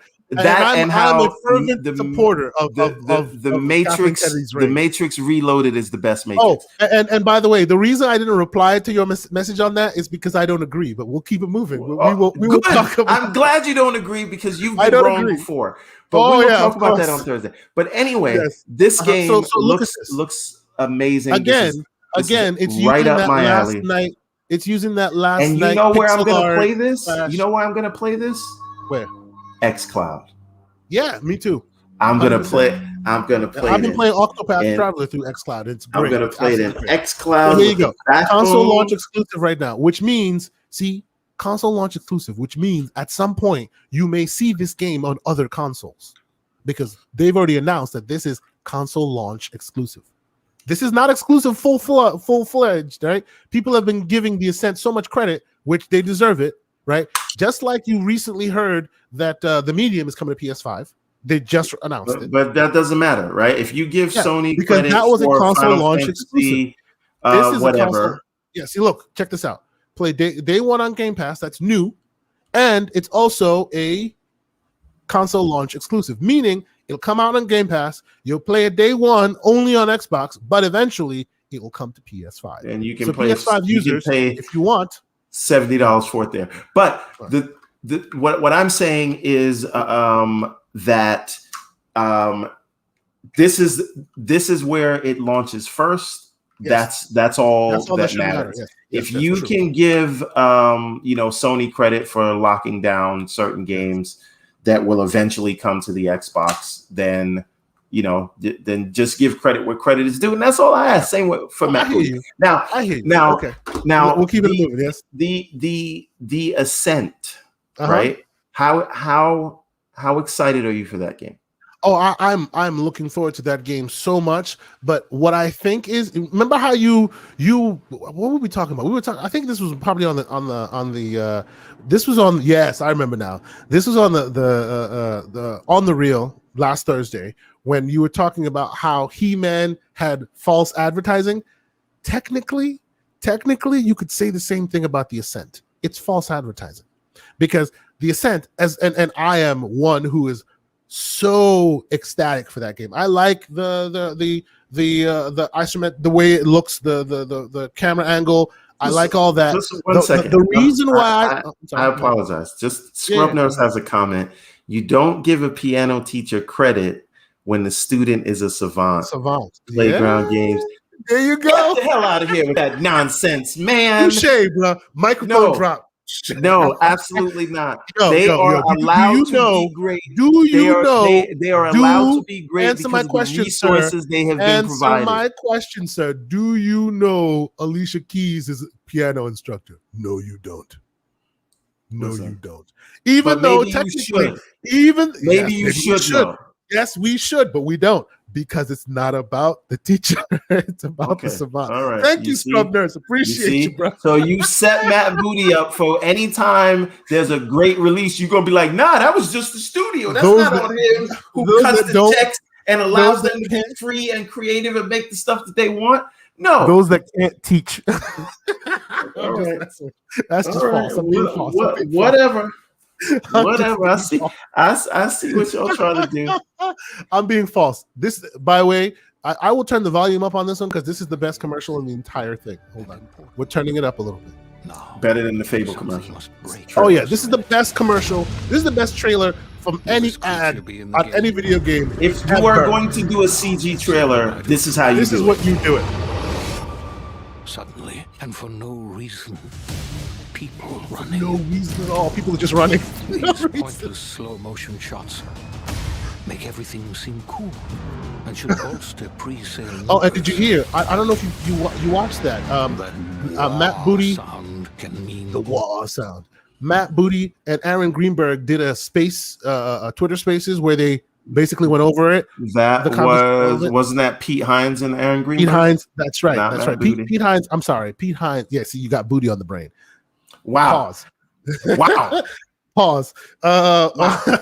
They did a Spaces and they discussed this ad specifically, and supposedly Pete Hines was pretty instrumental in a lot of these very, very good lines. He's very good at it, Supposedly he was very big part of this ad. We must gaze over an epic shot of a world, and there should be lens flares. Now we see our hero, but only their silhouette, because the developers haven't finished the design. That's right. Or finished the story. Or finished any gameplay that's actually ready to show. In fact, the only thing they have finished is the title. Which technically didn't finish because everybody knew what it was before the first one was even released. What a way to make an ad. What do you say? Let's see. Oh, he says, no, I'm only talking about these GOAT studios that Xbox owns. There are two Yep. studios that can do no wrong No right wrong. now. Turn 10, And Playground Playground. Games, Indeed. and the Indeed. Coalition. God damn it. Okay, I'll give you that. I will give you that. Yes. Wow. But Don't yes. disrespect. Don't And disrespect here we the go. Coalition. Here's Flight Sim. I Running am on the so Series looking X. forward to this. Yeah, running on this. I need to, and you know it's running at 30 frames per second, which at first I thought, oh no, but then I think about it again. I'm like, yeah, it makes sense. Makes sense. Yeah, try to run Flight Sim on your Yeah. 3080 with 64 I have gigs of the RAM and see same what you beast get. you have, the same monstrous computer beast you have. I have, and I can get about when everything's topped off, I can get about 45 frames per second without DLSS. When I turn on DLSS, then of course, you know, you get 60, 65, something like that. But like as just rendering it as it is with not turning down any stuff, yeah, even the monsters of monster gaming PCs can barely get 60 frames. I really hope that the Maverick DLC, I'm really hoping that adds more sort of like arcade mechanics. I'm sure it won't. But I love the idea of fighter pilots and like things that are set up kind of like races that you could do in real storms, going to see storms. Yeah, but I mean, like business wise, like I mean, yes, they should, right? But if you're locking them into some of these deals, and I guess that's what they got caught up with before. I think that's one that makes sense. They did deals before, and now there's the idea of Sunset Overdrive going to be a PlayStation exclusive. They did deals before. We still don't see Rise, Son of Rome 2. They did deals before, and there's no Killer Instinct. Is that real life right here? No, that is actually part of the game. That is the game. Yeah. So I see, and I will say, and you always accuse me of not giving people credit, and I will continue that tradition in this statement as well. This I honestly don't give them credit for, because as soon as this game released, the internet had already started going wild. There's like, if you play the PC version, there are mods with Star Wars ships in it. There are mods with all this in there already. It wasn't official. It looks like somebody from Microsoft just went, our customer base is basically telling us what we should be doing. Let's do what they say. And they basically added what the modder community already did. The modder community has already gone wild inside a flight sim. You can, you know, so many Star Wars planes, so many ships, so many different things that they've already added in there. I want like what do you call it? Like world races. You know what I mean? Where it's like races. You can create your own game. You can, like, in Flight Sim right now, and most folks don't know that probably because it's really hard to play. But in Flight Sim right now, there's a very robust multiplayer. Very robust. Like, you can create races, you can be flying with your buddies. Like, there's a lot that can be done from a multiplayer perspective inside Flight Sim. But of course, good luck getting that done. Most people don't have the hardware to run the thing. So, you know, that's not something. But I think that's the beauty of it coming to console. And again, this will basically open it up for everybody. Yeah. This is another thing that it would have been so great as a showcase of what the Series X can do if it was ready at launch. Day one. Yes. Right? See, because you could say you are arguing with me about their plan A and plan B. Because guess what? This is the point. I'm intellectually honest. I can call a spade a spade. I can call things what they are. But you understand. This is what you just said is my number one reason for criticizing Matt Booty and Phil Spencer. Even though it's should have not had something like this for plan B at launch. And the fact that they let Halo Infinite go far down the line and then delay it and then did not have a plan B ready, that's a bad look. I'm sorry. If there's they get hated on for lots of things they don't deserve, this they do deserve. They should have had a plan B. Here's a hot take. I think that if they had something ready, right? If let's say Flight Sim was ready for the launch of the console, that could be your technical showcase to show you what this system is capable of. And they probably could have released Halo in November. because people wouldn't have been so looking at that for the graphics. Because you could have just said, look at Flex. Look what 2020 did. Look at 2020 did. What they should have done, maybe. And when people started speaking on that, I was like, calm down, stop it. But in hindsight, I kind of see it. Had they released this year instead of last year, it would be Halo Infinite. It would be no. But let's be clear. You couldn't do that. Like, Xbox was not in a position to release a year after Sony. Why? Well, no. Let's live in a world. Let's live in a vacuum where Sony doesn't exist. But we don't live in that world. No, we don't. It's a fruitless argument because there's no scenario where what you're telling me is, even though they weren't ready, because PlayStation was potentially ready and was ready to release, they had no choice but to release. That's what you're saying. That's exactly what I'm saying. Yeah. Right? Okay. Because then they would be in the PS3 360 situation. I get that. Right. There's historical evidence to prove that in a world where both PlayStation and Xbox both released in 2021, I think for gamers in general, not talking about this war competition stuff, in a world where they both released this year, I think we would have all been better off because there'd be a lot more offerings in addition to this new gen console than it was last year. People who are all about that console exclusivity thing would have been much happier this year than last year. Yeah, but here's the problem with that line of thinking. Like, why are you, if the hardware is ready, why are you holding it up because of the software? And let me be clear, I'm devil's advocating because I have a video on YouTube where I have come out full-throated. We don't need exclusives anymore. Exclusives should not matter in 2020. I disagree with you. It shouldn't wholeheartedly on that point. No. Let me make my point before you disagree with me. I'm already disagreed, but go ahead. Yeah, but you don't know what I'm saying. We don't need, and I'm not saying we don't need exclusives point blank. Of course you do. Exclusives differentiate you from your competitors. I'm not saying that. I'm saying we don't need to lean so heavily on console exclusives at launch. Why? Because we live in a world where you can play Ghost of Tsushima and it looks worlds better than it did on PS4 on a PS5. You can play Gears and it's like world experience difference than it did on an Xbox One. I think you should rephrase your statement to say generational exclusives are not required. Sure. We don't when a new console gen shows up. Exclusives, sure. You need when a new gen console gen shows up, we don't need exclusive software specifically for that console launch. It's exactly like buying a brand new OLED, 70-inch brand new OLED and going, where's my exclusive Matrix movie? No, you can watch the old Matrix and it will look way better than it did on your old TV than it does on this new thing. Right, but I think them time to make those exclusives. I think exclusives are the wrong word, right? Okay.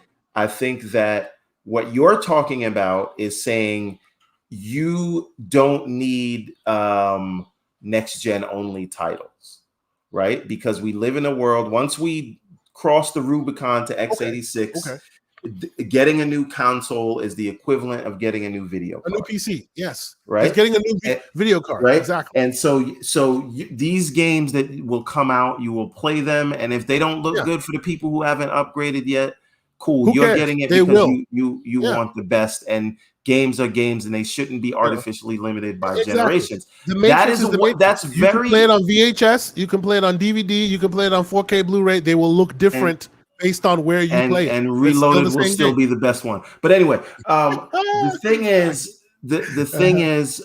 you absolutely need platform exclusives. Oh yeah, right? I'm not arguing that point. I'm not arguing that point. You said exclusives. I just said you used the wrong. What I word. mean is, sure, I'll agree with you. It was the launch exclusive. We don't need. Oh, Xbox has this that nobody can play. PlayStation has that that nobody can play at launch. Because when you do that, you force them to create exclusives that aren't really worthy. Because the console just got released, they're still working on the hardware, but just to make you happy, they'll release whatever they can and call it exclusive. They lied to you. Look at what PlayStation did. Oh, it's an exclusive. No, it's not. You've already bought the hardware. We don't need that at launch. Do we need the exclusives? Yes, we do. After they've spent time working on it, really making it worthy. We don't need them at launch. We don't. because there's so many other things because the hardware now is capable of revising your favorite games from the past. So, and that's not including third parties either. So we can live in a world where all of your old stuff becomes new because the hardware makes it new while you're waiting for them to turn out that exclusive. Well, listen, again, I just think that just giving credit where credit is due. Xbox was ahead of the curve in what they saw coming. Yep, and of course they got hit over the head. Yeah, but whenever you introduce new ideas to human beings, they're the synapses in our brains are wired to handle things based on memory and repetition. And honestly, hang on a second. And when we encounter something that is new to us, our first reflex, this is just our brain trying to adapt, to say no. is to push away from it. So when Microsoft tried to introduce these new ideas where they all knew they were going, right? Like people's reaction is, why are you doing this? It's not what I'm used to. Whoever's doing what I'm used to is the right way. But that's not necessarily the case. I hear you, and I agree with you on how human nature tends to be, but I will throw a wrench in your argument. If PlayStation had done exactly that before Xbox did, it wouldn't be the same argument. It's because it's Xbox is doing it. Maybe that's my cynical view, but I have historical information that shows look how there's a lot of here's the evidence. Here's the evidence on the PlayStation side. $70 games. Oh, it's the worst. People are just dealing with it. That's it. They're moving forward. Well, if Xbox hadn't announced $70 games before anybody else, there would be riots in the street. There would be Phil Spencer would have his long email saying we made a mistake, just like they did before. It's because it's Xbox. Xbox is susceptible because Xbox listens. PlayStation does what they do. They don't care about you. If you're a customer that doesn't like it, too bad. There are others behind you who are more loyalist who will kowtow and cap and will continue the ball rolling. It's not because it's the new thing. It's because it's the thing done by the plastic that you don't appreciate. And by you, I mean, in other words, the plastic that you're used to. It still comes back to the same. I don't. Look, it's because of the brand. The brand is what's controlling it, not the plastic.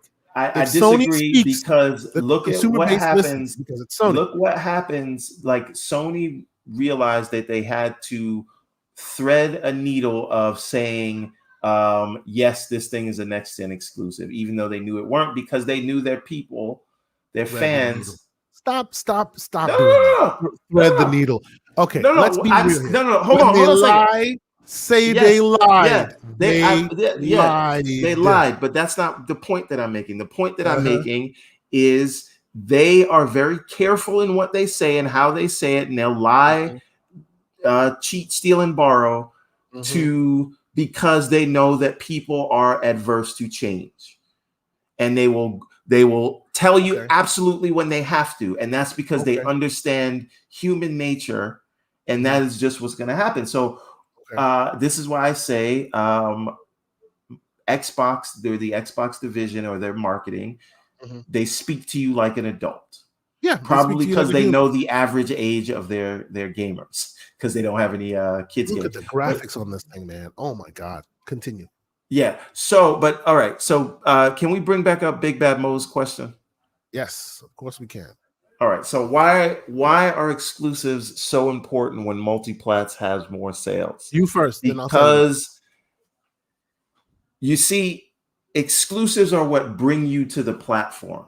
Whether you buy them or not, they're the things that people will talk about. They're the things that will drive you to make a decision over one platform or another. So if all platforms only had the same games, which one are you going to get? The Xbox or the PlayStation? You're going to make that decision based. There are several factors, right? Because there are features and other things that get offered. But if all things were the same, why even have multiple consoles? Yeah, right. It's how they differentiate themselves in the market.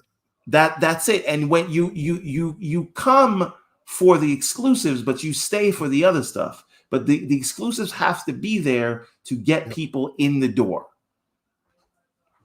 So as we all do, we all like games in general. I just think that the reason you'll have, the reason PlayStation is able to secure these third-party exclusive deals is because they have market share. And the reason they have market share is because of the exclusive deals that they have created, right? And and I agree with that. But my only pushback to what your statement you're making is it's not a fair game. It's business, but it's not a fair game. Meaning people are used to shouldn't it. Be You're fair right either. about that. Yes, it shouldn't be fair. But at the end of the day, the manufacturer, those who are trying to take your money will do whatever they can to take your money. It is then up to you to make sure you set up the goalposts, if you will, the limits of where they can and cannot go in order to be able to take your money. Meaning, if they go the shady route, you should be able. That's the idea of voting with your dollar. You should let them know that the shady route doesn't work by making sure they don't get your dollar, right? And that's where Microsoft seemingly has a different strategy now, going, hey, if we speak to them like adults and we're very transparent and we're not being shady, they respect us and they appreciate us and they will let us take their dollars, right? Yeah, but it's not about the fairness. It's about the fact that it's like, the only way I can describe it is it's like Democrats versus Republicans, whereas the game isn't fair. It's true. The game isn't fair, but one rigs the game to make sure that they always succeed versus the other one that goes, that's where it, and I get that sense and it irks a little bit. You know what I'm saying? And I won't say who's Democrats and who's Republicans because those roles change. Honestly, they do. There's historical evidence that shows that one day it's one company, another day it's another company that does the little shadiness. These days, it tends to be more the leader, obviously Sony, but Xbox has not been immune to that, and that's a lot of reason why a lot of now PlayStation diehards still hold that position, because for a long time that was Xbox, that was Microsoft. They were the elephant in the room doing shady things. I'm just looking at this glorious game that was produced entirely under the tenure of Matt Booty. But stop it. And what makes this even crazier is this is not even a Gen 9 game. This is a Gen 9 aware game. So it's Gen 8 using the same old APIs from the old game. It's basically the same. Yeah, but you don't know how this is going to look on the VCR. Look at this. Yeah, this is the same exact development environment. That's the reason why there's no ray tracing in active game. They like that was a bit of a kerfluffle that came up a couple days ago, where their full ray tracing only happens in their Forza Vista. I don't know if you know what that is. Where, it's like the photo mode, right? It's not photo mode exactly. You can stop the car, open the hood, open the doors, check out all the inside. You can sit in the cockpit, play with the dials, all this stuff. In that instance, that's where there's like you could afford one of these $1 million cars. Okay. Okay. In that instance, they've been able to add ray tracing, but in active gameplay, they have not been able to, because if they do that, right, then they probably have to find a way of removing it, stripping it from the old school version. So this is Gen 9 aware, and it still looks epic. Imagine an actual Gen 9 game. Imagine Forza Motorsport, the next one. I can't wait for that one. But okay. We're rounding about $130. We're at about $130, and there's a few more that I kind of want to talk about before we end this episode. So I will switch this to the Square Enix event. Okay. Because they didn't show so much. It wasn't so great. But what I will say is I did like what I saw from the Black Panther thing. Did you see it?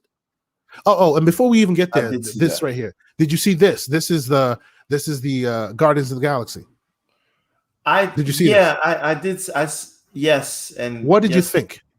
I think Star-Lord looks weird. Not saying he needs to look like Chris Pratt, but Star-Lord looks like Logan Paul. That's neither here nor there. But Star-Lord looks like Logan Paul. And by the way, Logan Paul just tweeted that he can beat Mike Tyson because Mike Tyson's old. I'm looking forward to him getting his face broken in. But that's neither here nor there. But yeah, Star-Lord looks exactly like Logan Paul for some odd reason. Can you send me that tweet, by the way? I need to share that with someone. Sure. But in general, I think this game looks good. It looks all right. Like I like the gameplay. I like that they're spending about a lot more time on actual like the conversational aspects of it. You can influence speech in this game. You know, I'm not sure how I feel about the melee-ness of it, but I need to see more. I like that they're taking the James Gunn approach to this game. You know, the idea of the Guardians of the Galaxy as the MCU knows them today. They're taking that approach. I do like it. What do you think? Does it seem like they're using like the Avengers engine? It's exactly the Avengers thing. Yes, 100%. It's exactly like, you know, it's the same team, I think. Even if it's a different team, it's the same studio. So I'm sure they share tech, but I think I like this better than I do the Avengers. Like the Avengers, I liked the story. I played the campaign. I beat it, and that was it. Let me ask you a question. Is this a singular story? Or they're trying to make it a service style game? No, this is single player, third person game. So what Avengers should have been? Yes. This is what Avengers should have been. And it looks interesting. It looks weird. It looks interesting. Obviously, graphically, it's great because, of course, they know how to make good graphics on a game. Look at the assets look great and all that. I honestly think if this was the first game that they had released instead of the Avengers, it would have gotten a lot more credit than this will get now, because we've already seen what the Avengers did and it wasn't that great. You know, so we shall see. It's just weird. Disney doesn't seem to know how to hit them, right? They give EA their Star Wars franchise, and it's just one ridiculous thing after another. It looks like Star Wars is getting better now, but for a while there, Star Wars wasn't hitting it on EA. Same thing here. They give Marvel to Square, and their first big banger is a complete loss. This one's starting to look like maybe it's changing the narrative, but their first outings are always bad for some reason. I would argue that Black Panther could be the thing that turns it around. It could. I hope so. They really need to revamp the game and take out those service missions things from it. I don't know that they will backtrack. My number one fault with this game, it's not even the service part. My number one problem with the Avengers game is the game is about loot, but none of the loot is visible. What the hell is the purpose of this game? But this is what I'm saying. You need to take that out of it. Keep it story-based and release. No, you want to keep a service-based game? Keep a service-based game. You've seen Spider-Man. How many suits do Spider-Man get in the Spider-Man Marvel's the Insomniac game? Every single one of these characters has so many iterations. You want to make a service-based game, make people excited for the loot? Give us loot. Give us real loot. Make the skins. Add experience points to the skins, make the skins the loot, and make the skins accessible within the game. Don't make it something that you have to buy, because nobody gives a shit about all the ethereal crap that you're calling loot that nobody can see on your character. Only thing that people care about when playing Marvel games are the various iterations of them. You know, there's Professor Hulk, there's this Hulk, there's that Hulk. Make that the loot grind, and people will play it. Sidebar, because I do have another point there. I see Scrub there saying, like, when we were watching Forza, we're watching Da Vinci. We don't know Da Vinci's teacher, but guess what? You know what we don't do about Da Vinci's teacher? Call him a hack. We don't say Da Vinci's teacher wasn't doing his job properly. You don't have to know who it is. We also don't have to badmouth the Da Vinci's teacher. And for the record, Matt Booty's not the teacher of these developers. They are skilled already. He is projects, so he's allowing them to be great. I bet you he does not know the first thing about Unreal. He doesn't know. He's not the teacher, as it were, in this instance. It's not his job to know that. Oh God, his job. Yes, you're right. It's his job to make sure the games come out on time and that the games look great. And he's failed. Are you not excited for the future of? But take out Bethesda from it, for the future of these. Here we go again. Releases. You are, or you not? And if you're excited, it's because of Matt Booty's work. But anyway, my point is, what they could have done with Avengers is you could literally sell new chapters like they were issues of a comic. Yeah. And so you release your game for $60. And when your Hawkeye joint comes out, boom, $5. But have you seen the Hawkeye joint? It's not worth $5. That's the problem. Make it worth $5. There you go. Right? It's not even worth the download. It was just the same character, ridiculous, unfortunately. Right, but when your Black Panther comes out, another $5. You could put those out every 3 months or whatever for 10 years.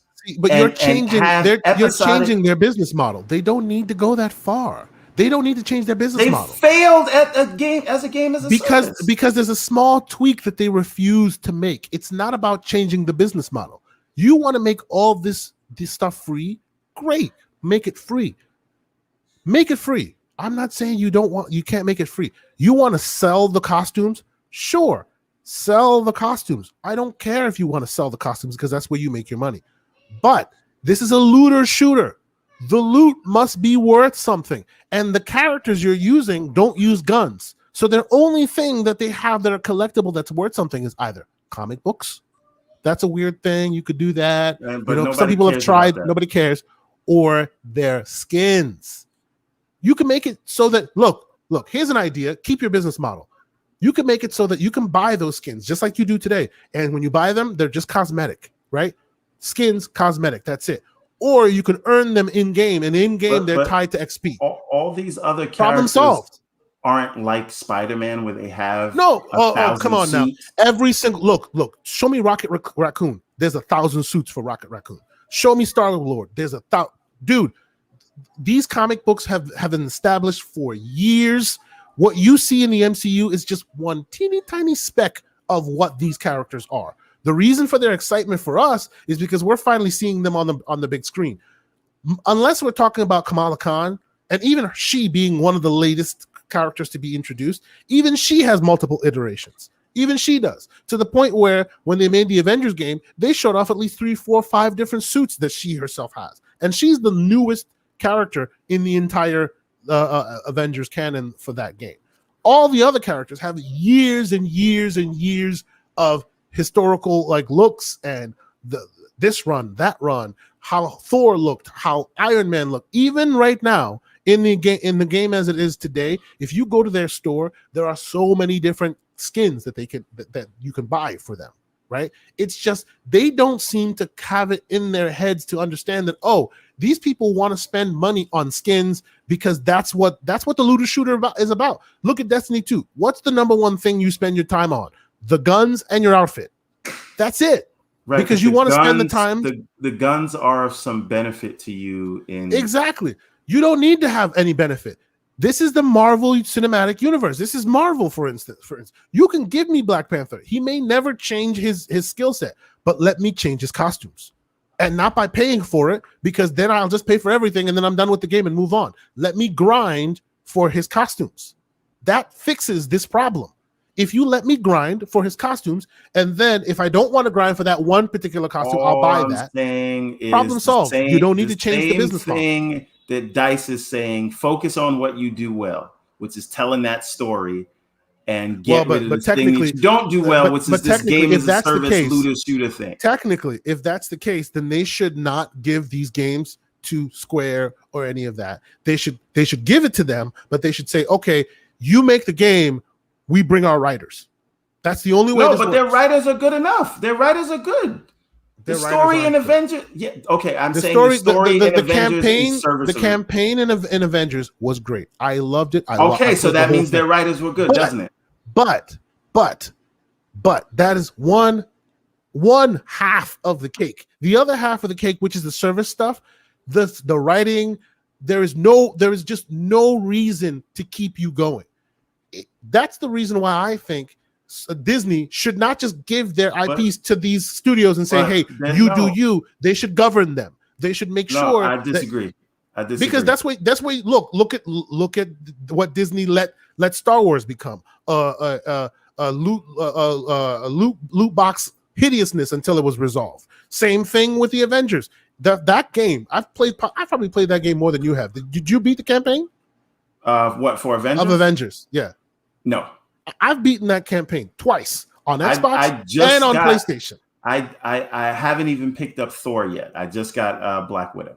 I have beaten that campaign twice on PlayStation and on Xbox. Yeah, and I'm telling you, their problem is there was half of the people who will focus on the story, which is what you should be, and that was great. And then the other half was focused on focused on the service aspect. And the problem is they don't leave the service aspect for those who want to investigate. They force you into the service aspect, and the service aspect completely blows the game away. It's terrible. This is what I'm saying. Like, you can't, like, it seems like you're trying to save the service aspect, and I'm saying what I'm trying to say is there's no world in which there will not be a service aspect of why the game. it's not here in Guardians they're of the trying Galaxy. To make money. It's not in Guardians of the Galaxy. Yeah, because they screwed up on Avengers, so they're trying so to this is what they should have done in Avengers. You think this will not have monetary soon enough? They're trying to save face. Yeah. Oh, we screwed up the first time. They're eventually going to add the same shit to this too. But guess what? Shit. It's not going to be forced on you, and it will be a separate thing. Eventually, when the reviews have come out and people will say, "Hey, this is an 8," and then they add that later, they won't re-review. They've learned their lesson. They're not making the same mistakes as Avengers, but they will make other mistakes. I'm pretty sure of it. We can table this and come back to it, but I am not confident that mistake they made. Now they're good. My last point is. Don't you get tired of me being right? I get tired of you arguing points that end up being wrong, but we'll see about that. All right, we'll see. Because this is a game that you haven't even played it. Like even the Avengers one, there is potential there. Look, Not do I want a games as a service? Of course I don't. But I know. Sounds like you do. No, I don't. But just like Destiny, you're not going to get Halo 8 from Bungie. You're going to get Destiny. You're not going to live in a world where there's not going to be a service-based Destiny. You will get that. But even in that world, there's a right way to do it and a wrong way to do it. And what I'm saying is, playing the Avengers as much as I have, there is a right way to make the service thing work. And the people who love service games, because there are people who live and die by Destiny. I play the campaign and then I'm out. I like a beginning, a middle, and an end. I don't like service-based games. Exactly. They do. And that's why I play it, and then I move on until the next campaign shows up. And from time to time, it dribs and drabs. That can happen in Avengers. It's not completely broken. They're just focusing on the wrong places.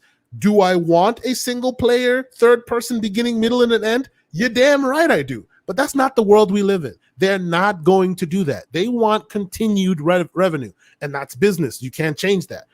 I'm saying the game that exists today as the Avengers can be saved and can actually come off pretty well for us single player gamers as well if they make small tweaks, not change the whole business model. Do I want them to change the whole business model? It'd be great if they just made a single player, but we know they're not going to do that because that's not monetarily advantageous to them. They want to keep making money. That's fine.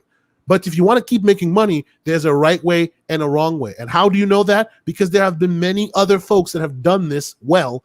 Just follow their lead. Follow their lead. Destiny 2 doesn't have invisible loot grind that you have to, invisible loot boxes you pick up that really don't make any effort to your continued progression. No, they have guns that really matter to you. Scrub Nurse makes an interesting point that there's a lot of stuff you can do by simply changing the color palettes of the costumes. Exactly. Make it worth the player's while to want to grind for said item. Look, us Marvel zombies, I'm a Marvel zombie from way back. I've been reading comic books from Marvel since I was like 12, okay? I know all these variations of these characters. Show me like freaking Professor Hulk bashing down the street. The nostalgia, I'll be giddy with excitement. And then I know that there's another variation of Hulk down the line. I'll play for many more hours. If I have 18 costumes and I need the 19th, maybe I'll buy that last one. I don't care. And you'll get your money. Many other Genshin Impact, many other games have made this work.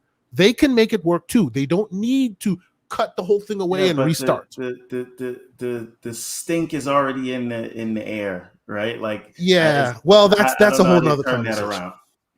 But okay, let's continue moving on because I like the potential here for this game. We don't know what will be when it gets released. I for one will be there day one because I love Marvel, so I will try it. Even if it's shit, I will play it and then tell you it's shit. Sucker. But yeah, I'm in the bag. They got me from way back. You know, I've read almost every comic. You know, so when I see them live action on screen, 10-year-old me is like squee inside me. So whether it's a shitty game or not, I still end up like going for it and trying it out. So we will keep this video going until hopefully we see the Black Panther one. But I also want to kind of talk to you about some, before we're almost hitting 2-hour mark, which is where I kind of want to end it. But are there any games that you saw at this E3 that you thought, hey, this is surprising, this is a gem that most folks did not catch, that maybe they weren't part of the big shows, maybe they weren't part of the big three, anything you saw that you thought, hey, interesting? Let me first answer what's I think is even more what is even more noteworthy than any specific game is that they showed 30 games, 27 in Game Pass or whatever, but I saw 20 games that I'm excited for and want to play within the next 18 months. Within the next 18 months, yeah. All included in that service. My God. That in itself, that being slapped with the onslaught of quantity and what hopefully is also quality is nothing short of amazing. So that in itself is like, that's the biggest takeaway for me. Like 20 games that I personally am excited for that didn't look like fodder to me. So all right, but games people but aren't. What I will say though, before you continue, what I will say though is one thing this E3 did do, which is unfortunate in my opinion. The big three, the Xbox, the Xbox Game Show, the Ubisoft Forward, and the Square Enix show, and Nintendo as well. I want to talk about Nintendo for a little bit too. It overshadowed some of the hidden gems that potentially were there. That happens every E3. Like that's more so now than like and you know I'm the guy that watches E3 at home all the time. I haven't gotten the pleasure of going. Hopefully next year I'll be able to go, but. Like usually I catch all this. There was the future show. There was the Guerrilla Collective, which I watch every year. There was so many different presentations that showed so many indie games and this and that some of the really good ones kind of got lost in the sauce. You know? That's not new. But that being said, like here you go, Scrub. This one's for you. There you go. You happy now? You happy? All right, you're happy. Keep it moving. Go ahead. All right. Yes, go ahead. No, but and not just limited to Xbox. I mean, the E3 show as a whole. If we're going as a whole, my gem is and I'll drop some videos in here by the way. Metroid Dread. Okay. Right. Okay. And I know people are looking for Metroid Prime 4 or whatever they're looking for, the 3D one, the first person shooter, whatever that's going to be. But Metroid, when did they announce Metroid Prime 4 again? In 1976. Listen, 2014, 2015, I think. Keep it moving. Continue. Oh, this looks interesting too. I didn't see this one. But anyway, I think that Metroid Prime Dread, I'm a sucker, as you know, for 2D platformers. But as a maker of a 2D platformer yourself, yes. And this idea, you always hear this Metroidvania kind of thing. This is Metroid, and going back to a 2D Metroid that you have to build your way through, and it seems like there's a horror element to it, and all of that to me is like music to my ears. I will probably put more hours into that than almost any other game that I play. That's coming out this year, right? Or did they say? I think so. I think it's coming out this year. Yeah. Yeah. And I will definitely be playing that as well, of course. Like Metroid Dread. Yeah. Yeah. So I'm super excited for that. And that's kind of the other one. Now I do also want to talk about Tunic, because we both got to play that demo this week. And I played the PC demo before, but this one has updated a lot since then. That game is hard, man. That game is hard. But I wonder it is Soulsborne hard. I wonder if it's too difficult, right? I wonder if it needs tweaking, because it's I mean, look, you get through it, right? But I'm wondering, like, it's very hard to say that like you need to use the dodge mechanic, because these enemies some of them take you out in 2 hits or whatever it is, but then your dodge meter runs out very quickly. right? So I can't dodge all over the place, but these guys are making these wide swings. And well, one thing I will say is there is that Vania aspect of it where like you go back and you get before you can't get somewhere, and then you go back, you get the sword, and then you can get to some place. I suspect, and this is a remix of what they showed before, I suspect that you get more powerful as the game goes on, and you get more tools to deal with these problems as the game goes on. So the things that seemingly are very hard at the beginning become easier as the game progresses, and then new challenges show up. But since this is a demo and they're only limiting you to the beginning, everything is hard as fuck. At least so it seems. And you know what I didn't like, right? Because I went the route of the cave, mm-hmm.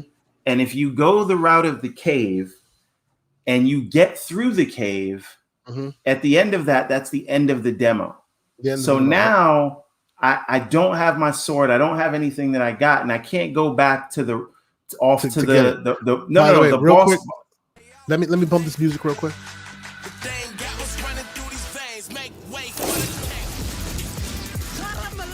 I like what they did here. No, it's great. Yes, they leaned in on the existing marketing of Black Panther, even with the music, and then they actually made the hero really what it was in the comic instead of in the game, in the movie. So it's quite good. This might save it for me. I don't know. No. But again, this has nothing to do with loot. You're looking at the story here. The story, yeah. And like I said, myself, I'm a story guy. I am not a looter shooter guy. I'm still commenting on what can be used to save the looter shooter part, but I'll be good with the story. That's all I want. This is what I'm saying. They need to let this looter shooter part of it die. This is not an indictment against looter shooters. I'm saying this game will live and die off of these story expansions and not anything they do with the looter shooter. Their point is not to make a game that you will like that will live and die based on the story. Their point is to keep getting money. I'm saying their point is getting money. Their point is to start getting a little bit of money and keep getting that money from the loot. That's what they want, right? I'm saying that will happen with story expansions and not how they've implemented. That has not historically worked. Because they're not going to give you a story. They're not going to give you a story mission for $5. They're going to give you a story mission for 20, and that is a harder pill to swallow. That's why the game industry moved on to loot boxes, because they used to sell expansions all the time. Not too many people buy the second or third expansion, but the little drip and drab $2, $3 loot boxes, people buy a lot. Yes, but again, so it's okay that you keep the loot boxes. I don't have a problem because I know how to check myself. I will not be buying that loot box, but other people will. That's fine. It's just make it better for those people. Well, maybe they should leave it for Halo Infinite to do. My point is this idea of episodic game content where they've in 1 year released 5 story expansions. And 5. I would say in 1 year they've released 3 because the other 2 weren't real. They were like the Red Room was not real. All it was they took the Danger Room, colored it red, and gave you waves of enemies. That is a 2-second thing that was not a real expansion at all.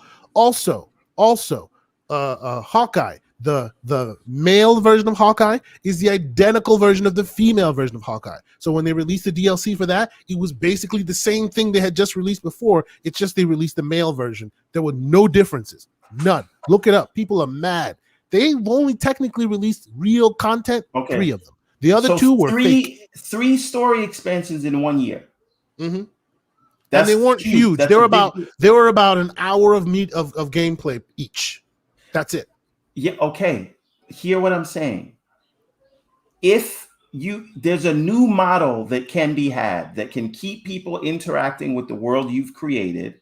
Mm-hmm. If you say, "Hey, here's our main story." And we're going to drop episodes as in issues of comics. Yeah. I hear you. For $5 here, $6 there. But you need a Feige. You need a Feige level intellect at the studios going, oh, this is how comics work, and this is how we'll leverage it in this new medium. That's why Feige's so successful. He is using the old method and adjusting it to the new medium. That can be well adjusted to games. But they don't have someone with that mindset in their ranks. the only one the only place that I have seen currently that works, right, is still this looter method, but make the method, the loot that people are getting worthy of wanting to chase. That's all. Don't give me transparent, clear, like chest plate that then disappears, and that's what I'm hunting for the last 3 hours. No, give me something that looks special when I have it on. You have a third-person game. You can see your character. Give me a new suit. Give me a different. It doesn't even have to be a suit. It can be a different variation, because even in the comics, right, people drew them differently. So give me a different thing that's just not a costume, but a different interpretation of it. I keep coming back to Spider-Man, Insomniac Spider-Man. They put the not a game as a service. True, but they look, this game Avengers is not a games as a service with games as a service elements bolted on. It wasn't Avengers built is to the ground. Games as a service. It's a single player game with games as a service bolted on, because the full games as a service, like the Destinies, are implemented a different way. They're implemented a different way. This is implemented in a way of, hey, you're here for the story. Oh, by the way, now you're forced into wrench and unbolt the game as a service. Either unbolt it or make it an actual integrated, well-working part. Because me as a guy who's all about campaign, if you tell me that while I'm playing, I can get real different variations of my character, that would entice me to possibly go and grind for that. I would want to grind for that, because but they want you to buy all that, and no one's just going to go out and buy like costumes and then keep grinding for like clear Ethereum that you can't see or taste or touch. It does nothing. Like that's the mistake, in my opinion. Okay, I think the game was flawed in its inception to try to create. I agree with that. Now, I agree with that. Being said, and if it were an open world, which it is not, right? There's levels that you go to. If it were an open world where you could go and certain enemies lived in certain areas, a la Spider-Man, and it kept you playing by trying to get new suits for your characters, right? All those, and then they kept adding to get you to spend money. You could buy some of these suits, or you could buy new story expansions. Exactly. That's your game. It is not any of this loot grind bullshit. So this is what I'm saying. You have to take that out. I don't know how they do that. Maybe they got to make an Avengers. But that's the point. But that's the point. If you take it out, that's the point. But see, you have not played more of that game. It can be saved. It can be saved. There are places where they can save it. I don't even care about all of these robots that I'm fighting. Like there's no fucking stakes. This is what I'm saying. They added aim to make it easy to keep repeating robots. It can be saved. You don't have to reinvent the wheel. Just do a better job, and you have evidence because others have already done that better job. Look at the freaking I was going to say BioWare. There are so many looter shooter games that have service-based components that work. People like me who are for campaign enjoy it, and people who are for the service also enjoy it. There are many of them like that. This is the Gaming Avengers podcast. Well, now, let's move on. What are we looking at on screen? Oh, they keep trying to make this a thing, but I personally don't think it deserves to be a thing like that. This is Scarlet Nexus, is it not? I thought it was Scarlet Nexus. Not Scarlet Nexus. No. Oh, they showed a whole thing of Scarlet Nexus that I thought this was. No, this is not Scarlet Nexus. This may be the new iteration of the what do you call it? The Final Fantasy that's actually going to be multi-platform. Remember, there was rumors that it would only be a PlayStation exclusive. But it did come out. The Origins one with Chaos. Yes, Origins. That's right. The one that universally no one seems to like. Babylon's Fall. Okay. No, but okay. Before we move on, before we close up shop for the day, let me show you a few gems that I personally think that deserve some credit that folks did not really give it the much credit it deserves. Have you heard of a game called Fallen Aces? So no. check the trailer. The trailer's playing right now. This is one of those that I think was lost. And now I should preface all this by saying these are all indies. They won't be the games that are like, pushing the boundaries of game excellence or whatever. But this was, and by the way, Big Bad Mo, I'm looking to buy that game. Everborn was not so sold, but I actually liked playing the demo of Scarlet Nexus, so I'm probably gonna buy it. But yeah, this game is called Fallen Aces. It's literally Doom, OG Doom, but set in like this old modern mobster aesthetic. This looks ridiculous, but I would probably only play it's so fun, man. I'm looking forward to look, this is what I'm saying gets missed. Such gems. Can you imagine? They took the Doom aesthetic and they made a mob like, oh, he already pre-ordered it. Okay, he pre-ordered the Scarlet Nexus. Very cool.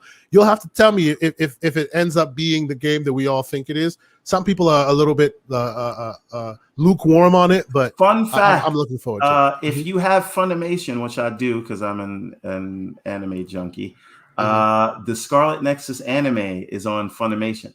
Oh, cool. I did not know that. Yeah, so you can get into that story. I think they just aired the first episode. Okay. I might watch it before our next show on Thursday. So yeah, this game is called what do you call it? Smoking Aces, Fallen Aces. I remember that terrible movie.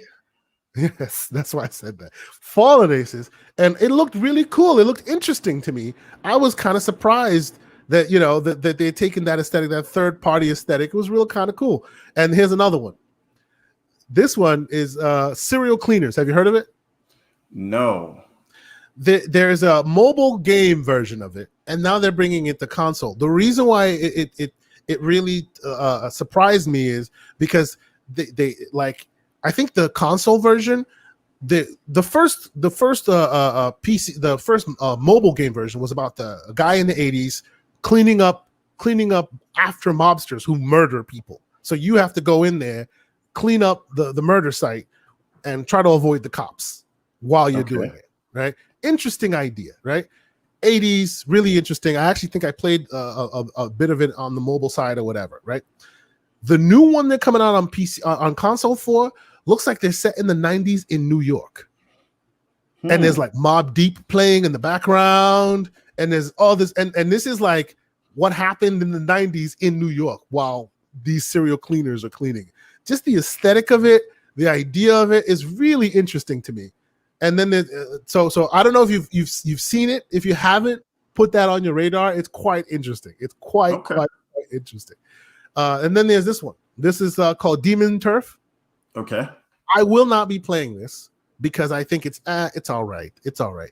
But I like this is I think a one person made this game. I like the aesthetic of it. It's really weird. It's not my game. Anytime I hear one person made a game, I always get hype, and then I look at my own development, and I'm like, God damn, they're better. I'm always down to see one person make a game, like one person, and it's kind of interesting. It's weird, like it's a 3D world with a 2D character. It's a platformer, and like the whole aesthetic is weird and purple, and there's just so much to it. But I was just like, this is a person who's shooting their shot. You can definitely tell they're definitely shooting their shot here. They're like, screw it, I'm putting it all on the screen, and I appreciate that. So if this happens to come to Game Pass, chances are I'll probably play it. It's not something that I saw and went, yo, I have to play this. But I thought, hey, this is quite interesting, quite cool. So there's that. I have two more that I want you to see. By the way, one of these days, we're going to do a play test for the Everborn game so people can see what that is. Yeah, I would totally love to do that. Yeah, I've been playing it on my iPhone. It's actually not bad. You should definitely do that. We should do a play test. Yeah. So here's another one. This one is interesting. This I saw coming on PlayStation. It's coming to PlayStation. One-armed Severed Steel, it's called. One-armed person. And basically, it's like, think of your John Wick shooter. Okay. It's got so much style. It's really, really weird. Like I think this is something I'm probably going to play. This is going to be the next Super Hot. I was just going to say it reminds me of Super Hot. Yeah, this is going to be the VR? Next.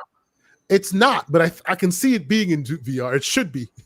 This is just regular gameplay from a console. I did hear it's coming on PlayStation. I don't know if it's coming to Xbox yet, but I've got my eyes on it. Like since I've seen this. Since I saw this, I was like, okay, this is something I should definitely keep on my radar. So I'm kind of excited to play it, and I'm bringing all these up because I kind of think it's worth probably going back and rewatching some of this stuff because a lot of these were missed on the initial go round. Oh, it is coming to Xbox One. There you go. Okay. It was missed on the initial go round, and it's kind of cool. You know, some of the interesting things. I can see this in Game Pass.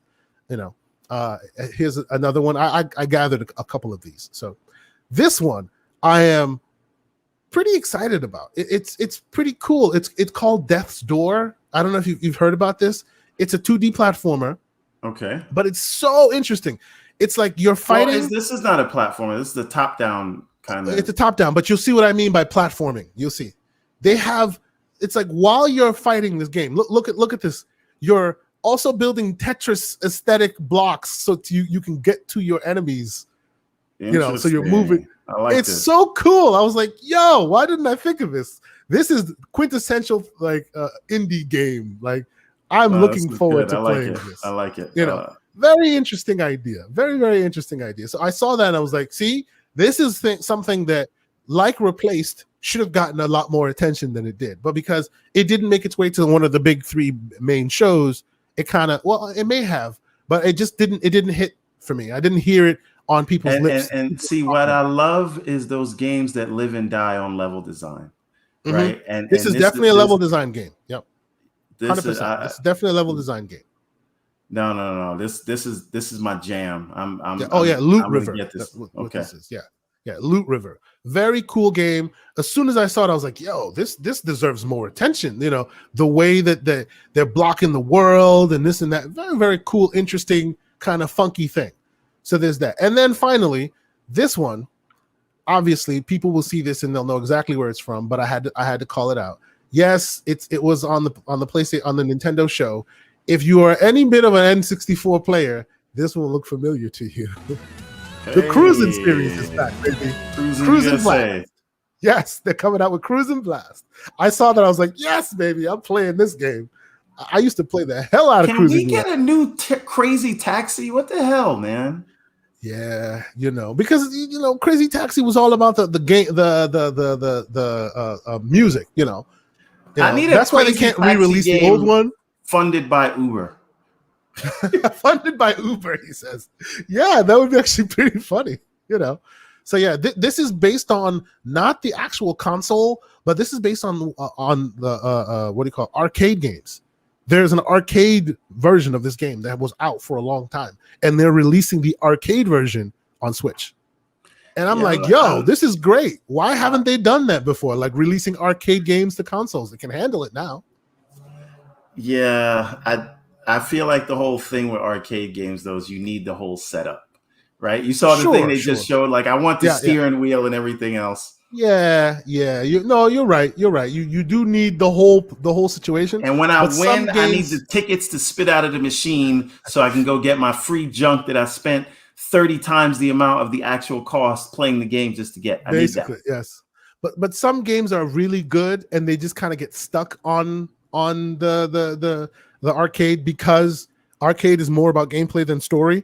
And I suspect that this would have more story if they were allowed to, you know, if they were allowed to go out there and do that. So, yeah. So these are a few games that I saw that I thought, hey, they're interesting. We need to keep an eye on them.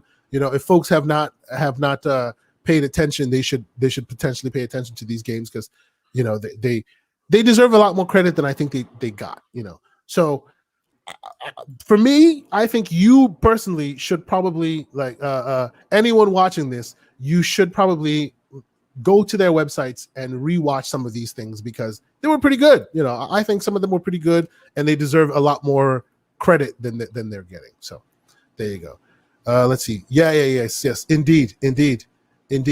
Starfield concept has them hyped for the Star Wars inspiration. It is very Star Wars influenced. You can definitely see. So I wouldn't say Star Wars, Star Trek.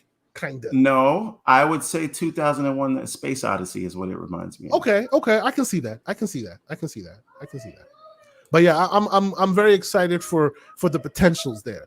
You know, I'm very, very excited for the potentials there. So, but yes, we're rounding around 2 hours and 30 and almost 2 hours and 13 minutes now. We're gonna call it. There's so much to discuss. There's still so much more we could discuss.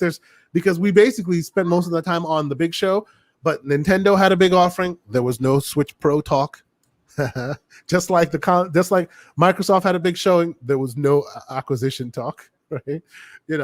Ubisoft and Square had their big showing.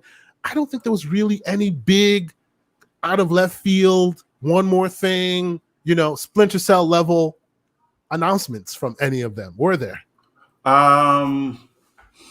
I feel like that was Forza. I think nobody was expecting. Well, that. but we knew Forza. We knew it was coming, but we didn't know it was going to look like that. And I'm talking about not the first party. I'm not talking about Nintendo. I'm not talking about Microsoft. I'm talking about Square and Ubisoft. And all those easy. Third parties. Elden Ring. Cut it out. Okay. But I'm not an Elden Ring guy. I always knew Elden Ring was going to be a game I wasn't going to play. So it came out. I saw it. The blood looked exactly like the same blood as Sekiro. I increase the engine. I am specifically getting that game for the convoluted George R.R. Martin story. Sure. I hope it's good. If it's good, that may bring me in because, as you know, I'm a story guy. But if it's not good, if it still just ends up being another Soulsborne, I can appreciate them. I can respect them. I know a lot of people play them and love them. Every single Soulsborne game, and I have a lot of them, I get no more than 3 hours in max, and then I kind of fall off because I like a beginning, a middle, and an end, and I don't want to bang my head against the controller wall for hours and hours trying to beat this dude. So I just knew it wouldn't be for me. I appreciate those who like it, and I respect that. It's just I knew it wouldn't be for me. But okay, is there anything that we have not spoken of that you wish to still kind of to have conversations of before we call it? I actually have a decent build of the Everborn game running if anyone wants to see it right now, but we can save it for another week if we don't have time. I kind of want to give it the full-throated review that it deserves, and we're rounding the bottom of the barrel. So maybe you want to do it. We'll do that first next week. You want to do that? Yeah, we can. We'll spend time. Give me good video. We can play it live if you want. I think the live play, and I can talk everybody through it. Because I got it on the screen, it's all controller supported, so we can show it live play. Unless you want to share it real quick, if you can. I don't know if you can. Please go ahead. Absolutely can. Yeah, before we drop, we can definitely do that. I kind of want to give it more time, like we will, because it's like it's an ongoing project, so this thing will evolve over time. Scrub Nurse is saying show it. So here we go. All right, so here this is this is the level select screen. And it is sort of this is kind of designed for mobile. I'm controlling it with a controller, but this is going to be released on like iOS and Android. And if Nintendo lets me get their SDK, it'll be on the Switch. It's developed in Unity. So these are the different worlds you can go into. You can see some of the boss designs.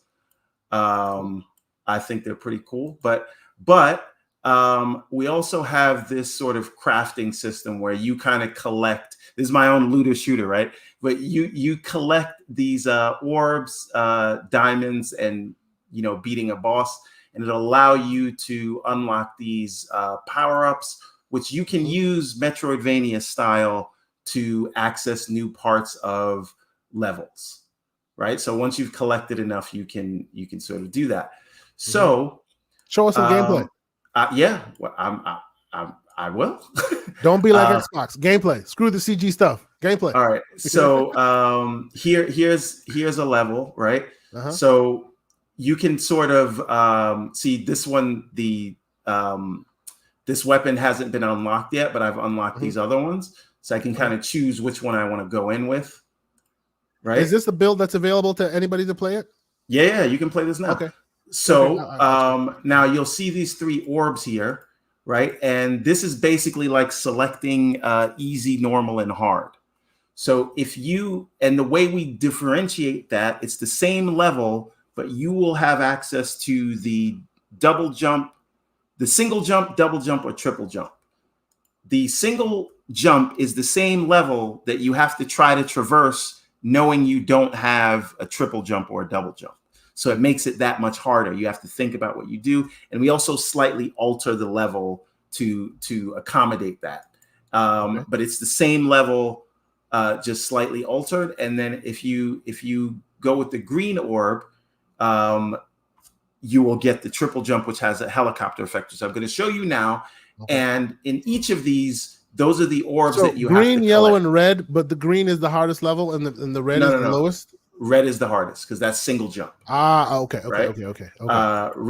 Green, you get the helicopter. So basically what you're saying is the hardest levels gives you less capabilities and still expect you to traverse exactly. Exactly. Continue. So now you can see that on the hardest level, I haven't collected any of the red orbs, right? But on the easiest level, because I'm a scrub, I've collected 3. So those are the orbs play some you're of the going game. to collect. All right, so we'll check it out.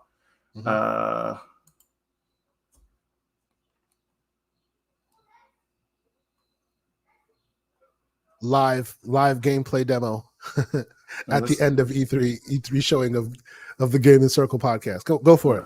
All right, so you have no controls? Okay, there you go. So you can see here the double jump. Yeah, right. Well, so this is the double jump, right? But this is green, so we're talking about the triple jump.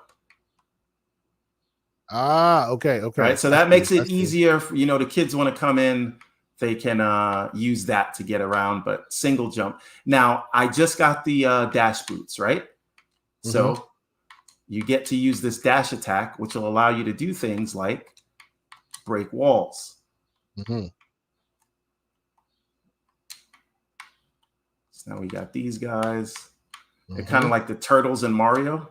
Yeah. So you can hit them. Yeah, and then they bounce around and come back. All right, I definitely wasn't supposed to get that yet. We've got our, usual teleports and things like that. So I actually may not be able to get to the secret that I wanted to show you. So now you see these things here. You can activate this if you have the gloves, the Stormbringers. You're gonna have to put a manual together on this because some of these things are not known to. Oh yeah. No. We introduced them slowly. So here, now these are the Stormbringers that allows you to sort of drop some lightning down, right? But you can use that to activate these things. So now I can go here.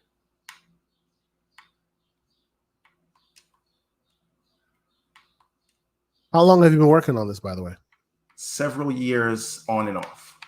So now I'm here, and if I had that sword, I could light up this. This torch, and it will unlock some other things. So basically, Metroidvania. Yes, but it is mixed with Mario. This is not Metroidvania; it's Metroid Mario. Sure. Okay. Because the levels are contained. It just allows you to access different parts of the level. And every level, depending on what tools you have available to you. Right. And every level this is your main exit, right? But if you find that secret door exit, then you'll get your sort of bonus points or whatever it is. Okay. So, and then on every level, you can just hit the statue, or if you hit the chalice, you'll get some extra points there. You'll see it'll turn on like that. But when is this game gonna? When do we see targeting a release date? When it's ready. And when will that be? Hard-hitting questions. I mean, I'm hoping. I always say this every year. You're showing it to the public at this point, so you might as well have some kind of. Don't be 343. Release 2021. It's a holiday. Give us some real numbers. Come on now. But maybe I'll be like Rare and I'll completely revamp what the game is and just keep these assets. So you're going to release it. You're gonna show the public and then retool the whole thing. Exactly. After you've showed the public. So there you go. See, Scrub Nurse appreciates it. Congratulations on the hard work. Yeah, I appreciate it too, man. You're doing real good work. I've been playing this off and on my phone. He gave me access to it through iOS. It's really cool. My kids like it. They play it from time to time as well. Silent drop, he says. So I'm gonna show you now, just because I want to go back here. But there's so much different variety in the levels. This level is just kind of designed. This won't be in the game when you play it. It is in the one you're playing. Just like a template design. Yeah, just to test out the different usage of the power-ups here. Yeah.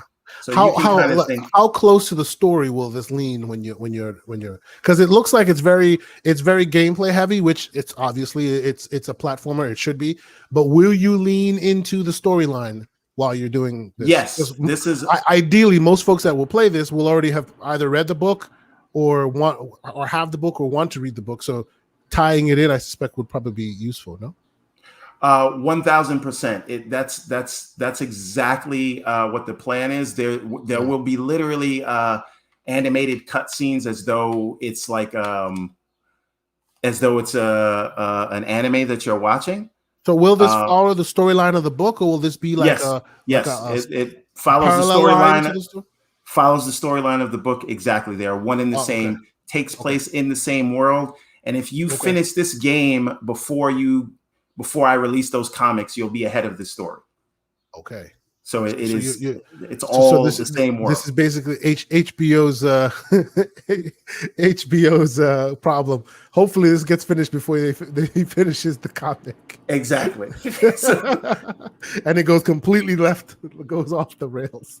Yeah, let me see if I can show you. I want to show you one more thing just to give you an idea of one of the boss battles. If it's working, it might not be. Mm-hmm. So let's see what. So those of you who have stuck around to the end of the show got to see this really cool exclusive look at the Everborn game eventually coming out. When will it come out? When it's done, says the exactly. When will it release? When it's done. Okay. Also, you can. Damn it. This is giving me a bit of Mega Man vibes. This is my love letter to the 16-bit era of because this specifically. All the others, I see the Mario part, sure, and I of course see the Mario staging as well in here. But the way that the enemy movements are, the way they're fighting, and all that, it's giving me Mega Man vibes. You know, Mega Man. Yeah, I don't have damage turned on. That's why you keep seeing me getting hit. Okay. I'm still testing out this boss. Okay. But like I said, this is the same game that you would play on mobile. Mm-hmm.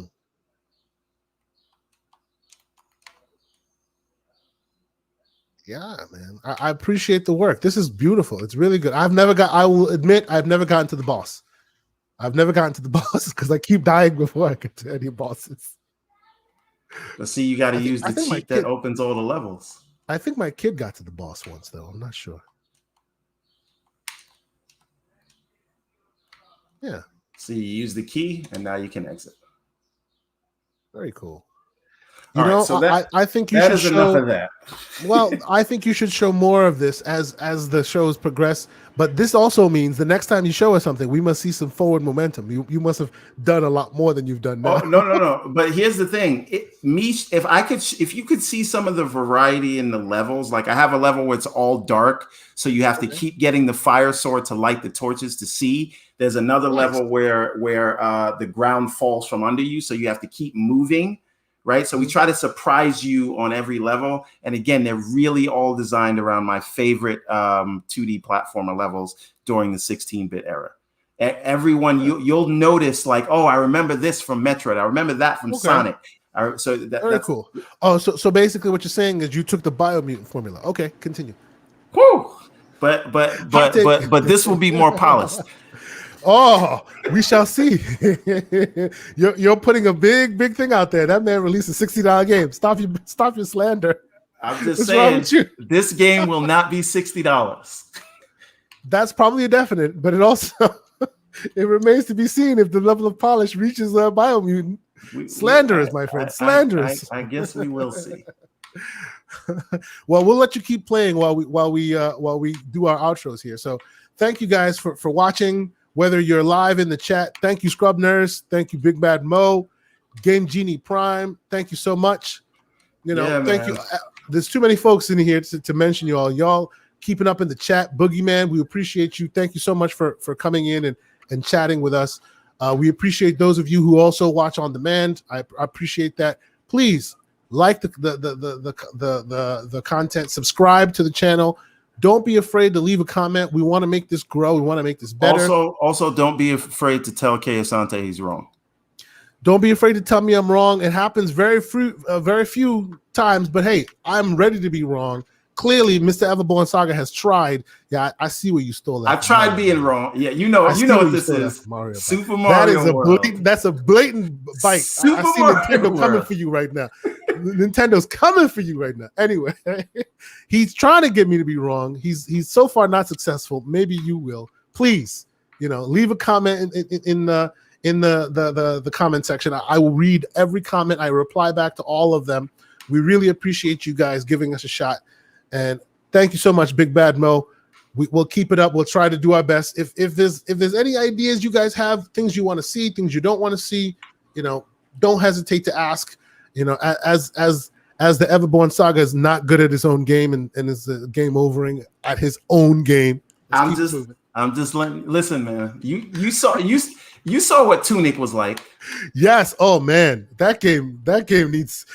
Honestly, I think it could possibly be because we're so used to how games are now that the games that used to be hard as hell, we just don't know how to handle it now. Maybe Tunic is calibrated correctly. We're just not used to it as we used to be. But you're trying to say we got soft in our old age. We got soft for sure. Mega Man was hard as hell, man. We got soft in our old age, but I'm still actually going to keep by the way, you notice I'm using the same like POW mechanic that they use in Biomutant. I'm not saying anything. I'm just watching you. I'm just watching you slander others while still biting their style. It's okay. It's cool. By the way, this was in effect years before we even knew what Biomutant was. Hey, Biomutant came out. Out. So all of a sudden you're a bite. That's just how it goes. I guess so.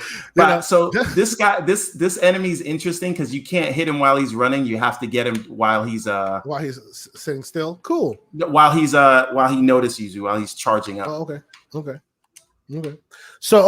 So before we go, we will with E3 now behind us in the rear view. We're gonna be trying to do a lot more different things on this podcast. Upcoming episodes include VR, all things VR. We've been meaning to have a conversation about VR. Still haven't turned on my Quest 2 yet. We will do that. I aim to share some pro tips with you that will really change your mind on Quest 2. You might play it more once you have that. Even got Mario bullets. Yes, it does. I see that. You see Scrub Nurse. First you commend him for his good work. Well, now we have to start saving our money when the Nintendo lawyers show up. We got to bail this man out because it's gonna be hideous when they show up. They can try, but Mario doesn't have swords. No, but this is another level that is. If you remember Super Mario World, this is a 1-to-1. Mm-hmm. This won't be in the game. Mm-hmm. A lot of the levels here now are for the purpose. Okay, right to test the mechanics. Yeah. So, I doubt they would let you get away with no 1-to-1. So, but no, I hear you. It's real cool. I should show this GoFundMe. Yeah. We'll GoFundMe for the lawyers. I should show you this game. By the way, there's a dude and he has a YouTube channel, and every once in a while I like to check on it. Remember back in the day, Mario Brothers used to have the old Mario Brothers game, Mario Brothers cartoon TV show with the wrestler, Super Mario Brothers Super Show. I do not remember that. You don't remember Super Mario Brothers Super Show? I remember the Super Show, but what wrestler was there? Oh, the dude who plays Mario. Like I forget his name. I'll show you the details later. But you remember that game, right? That cartoon had a very different art style than any other Mario game ever, like at all. This is a 90s TV show. Somebody has been using that 90s aesthetic to build a game. Interesting. Like they have a game that uses that 90s aesthetic and built Mario game. And of course, obviously, if he ever released it, they would like completely sue him into out of existence. But he's just using it as a showcase. Every once in a while he'll like play with his kids. I'll have to show you that link. Maybe check my Twitter. I'll post it. Man, that looks amazing. And it reminds me of this because it has some kind of those aesthetics where you remember the old Mario that you remember, but the art style is completely different. You guys should totally check that out. No, Game Genie Prime, look it up. I'll keep it on my Twitter. I'll send you a link. We'll check it out. It's really cool. He'll never release it because if he did, that'd be the end of him. But I think he should because it's amazing. But anyway, while Everborn plays, I will ask you, please tell the fine people where they can find you this week and what have you been playing? What's been keeping you up in the game? I have been playing the Tunic demo and I'm trying to finish Ratchet and Clank Rift Apart. It's really, really great time for gaming. Also on the Xbox side, I started aside from Tunic, Evil Within 2, because I tried playing 1, but the graphics were it doesn't hold up, so dated, and the animation loops were they need to remake that game. It doesn't hold up right now. I may feel the same way about the second one as well, but it's a little bit better. So I'm interested to see what do you think we get an Evil Within 3 anytime soon? Hey, we live in a new world where it's all about Game Pass library, right? They're very focused on other parts of the genre right now. Maybe I can see a world in which they go, well, we need fresh horror movies, horror games, and they add Evil Within 3. Could happen. I think that would probably be cycle 2, cycle 3 down the line when Bethesda and Microsoft have been creating. I can see them doing that. Yeah. Because it did get well received. It's not like a crappy game that people don't like. People still play it now, and I'm sure that the Game Pass numbers will tell them, hey, this game still has some legs in it. Yeah. So that's the other thing. I want to see what Tango Gameworks does next, because I know they're doing Tokyo Ghostwire. And I kind of feel like Ghostwire Tokyo. Sorry, I apologize. I'm a terrible human being. No, stop it. No. But the other thing is, you know that I'm playing Resident Evil 7. Yes. After you played Village, you went back to 7. Yeah. Biohazard. Yes. Here we go. The key. I wanted people to see this. I'm terrible at multitasking. So no, but you can find me. How you gonna hit that underneath? Like, that's strange, man. No, you get it from here and then you go under. It's easy. Yeah, but so you have to be under and then you double jump to hit it. Yes, exactly. Okay. Which makes it a lot harder when you only have the single jump. It's really hard. But so now when I come along here, I can, because I have the key now. Oh, now you can get into the secret room. You have the key now. And see, that's where Mario. That's where the Mario influence is also from. Right. Mario so that's the thing that I want to show people. I'm done now. You're literally picking, and I see you. I see what you're doing. Yes. Okay. Cool. So very cool. Yes. The other thing is, once I finish Rift Apart, I don't know what I'm going to be doing on PlayStation. Yeah, that's a big question. For me, I finished Rift Apart. Okay. Like you said, what else do you do until the next big thing releases? I've gone back because Final Fantasy Remake released their next gen version. I've gone back and I'm playing that now. Like, it is nice, but let's be realistic about it. On PS4, that game looked great. Playing the PS4 version on PS5 looks great. The Final Fantasy VII Remake. Hold on. Hold on a minute. I have a question for you, sir. Yeah. Hellblade 2, because we didn't discuss this. It wasn't at the show, but then we saw it at the event later. Yep. They said we are building a slice of the game before and then they'll build out they go into the whole thing. Yes. So here's my question. Before I answer your question, building a vertical before slice. I answer your question, let me ask you a question of my own. When did you think that game was slated to be released? Before Thursday? Before Thursday. When did you think it was slated to be released? 2023. Well, you're still on the money. No, that's when it's slated to be released on Microsoft. 2025 is what I think now. That's what you think. But officially, on the Microsoft roster, before they even showed the game, before the announcement of the Xbox Series X, that first trailer they showed that blew people away, they're on their docket. Now, obviously, that could change. Obviously, because they've been so great with dates.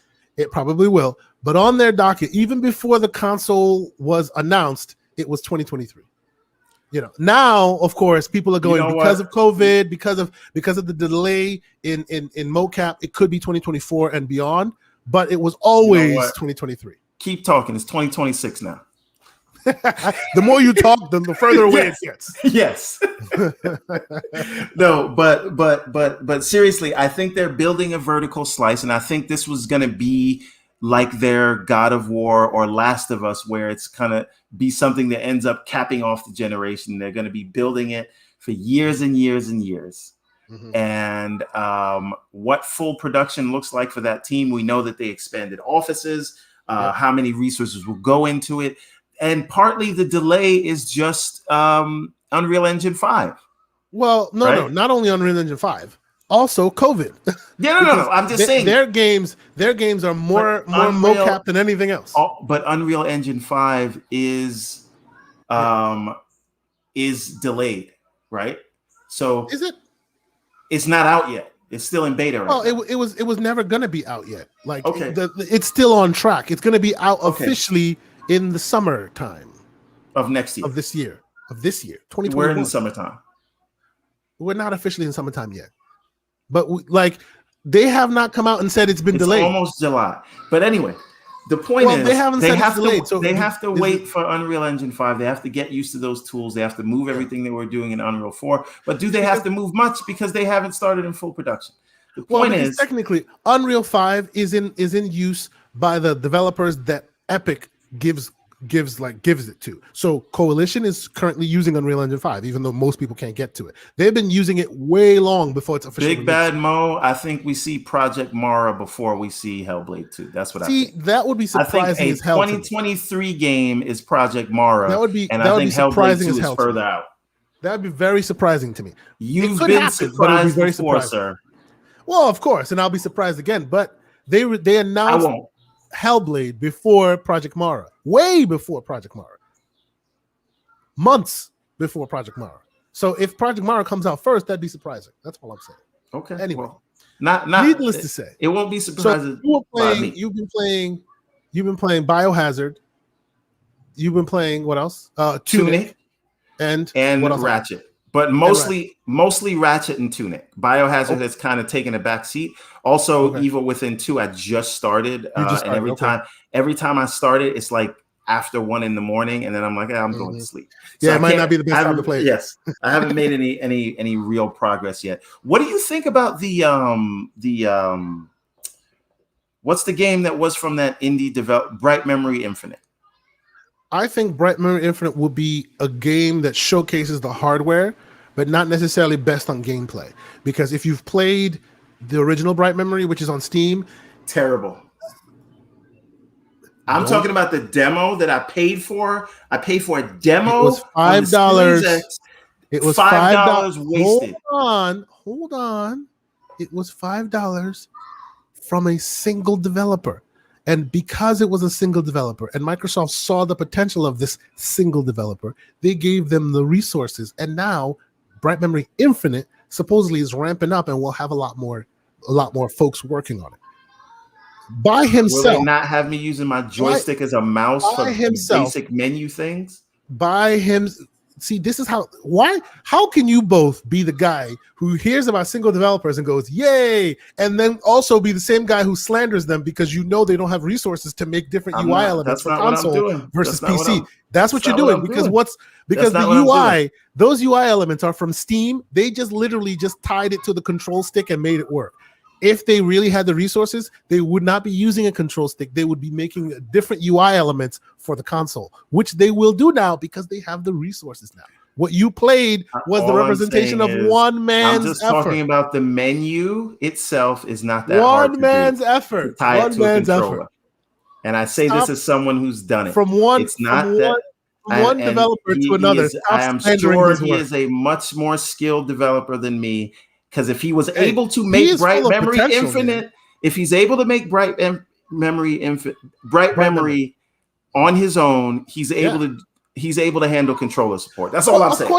Of course he is. It's just one guy. There's a lot to do. That was probably the last thing on his freaking mind. I get it, and it was a little glimpse as to what it could potentially be. Now, to answer your question, I see potential because one developer made a game that even on PC can be used as a showcase. Like there's a separate part on the PC version, the Steam version, that is used for ray tracing benchmarking. Like by himself, he put that together. So with the more resources, I expect it to be better than it was before. Will the gameplay be better? Will all the other elements be better? That remains to be seen. I don't know. But from the fact that this one guy made this thing that was that potentially interesting, I'm holding out hope it might be better. I'm hoping that the extra resources he gets then gives him, like, storytellers and people who can come in and help him, make it better than it is right now. So is there potential? Yes. Do I foresee it being the next game of the year? Probably not, but it's not about that, right? So continue, please. Finish your outro. I see you have that amazing book in your hand. Tell people where they can buy it. Yes. Well, you will be able to buy this very soon at everbornsaga.com. This is the one from the Kickstarter, which I am waiting to receive. It is currently in California, waiting to go through customs, and then UPS will. It's coming for you right now. I know, right? But it's going to the shipments here. All that slanderous talk is coming to haunt you. It's going through customs. Once it clears customs, then UPS will pick it up from How the depot. Dare you slander your co-host, here. sir? We're here for you. But you can see here, this is the same characters and story from the game. You can kind of, I don't know if you can see that here. Yeah, you can see it. Right, yep. Same character. So all connected, all the same thing. You'll get it much richer. And the comics were born out of the game. So the game was first. The game was first. If you have a Windows phone, if you have one laying around, I have a Windows phone kicking around in my. You can go and look for Ariel's World. So if I were to pick up my Zune HD right now and go to the store, I can play Ariel's. Not a Zune HD. It would have to be a Windows. It's the same store, but it's not the same store. It's not the same store.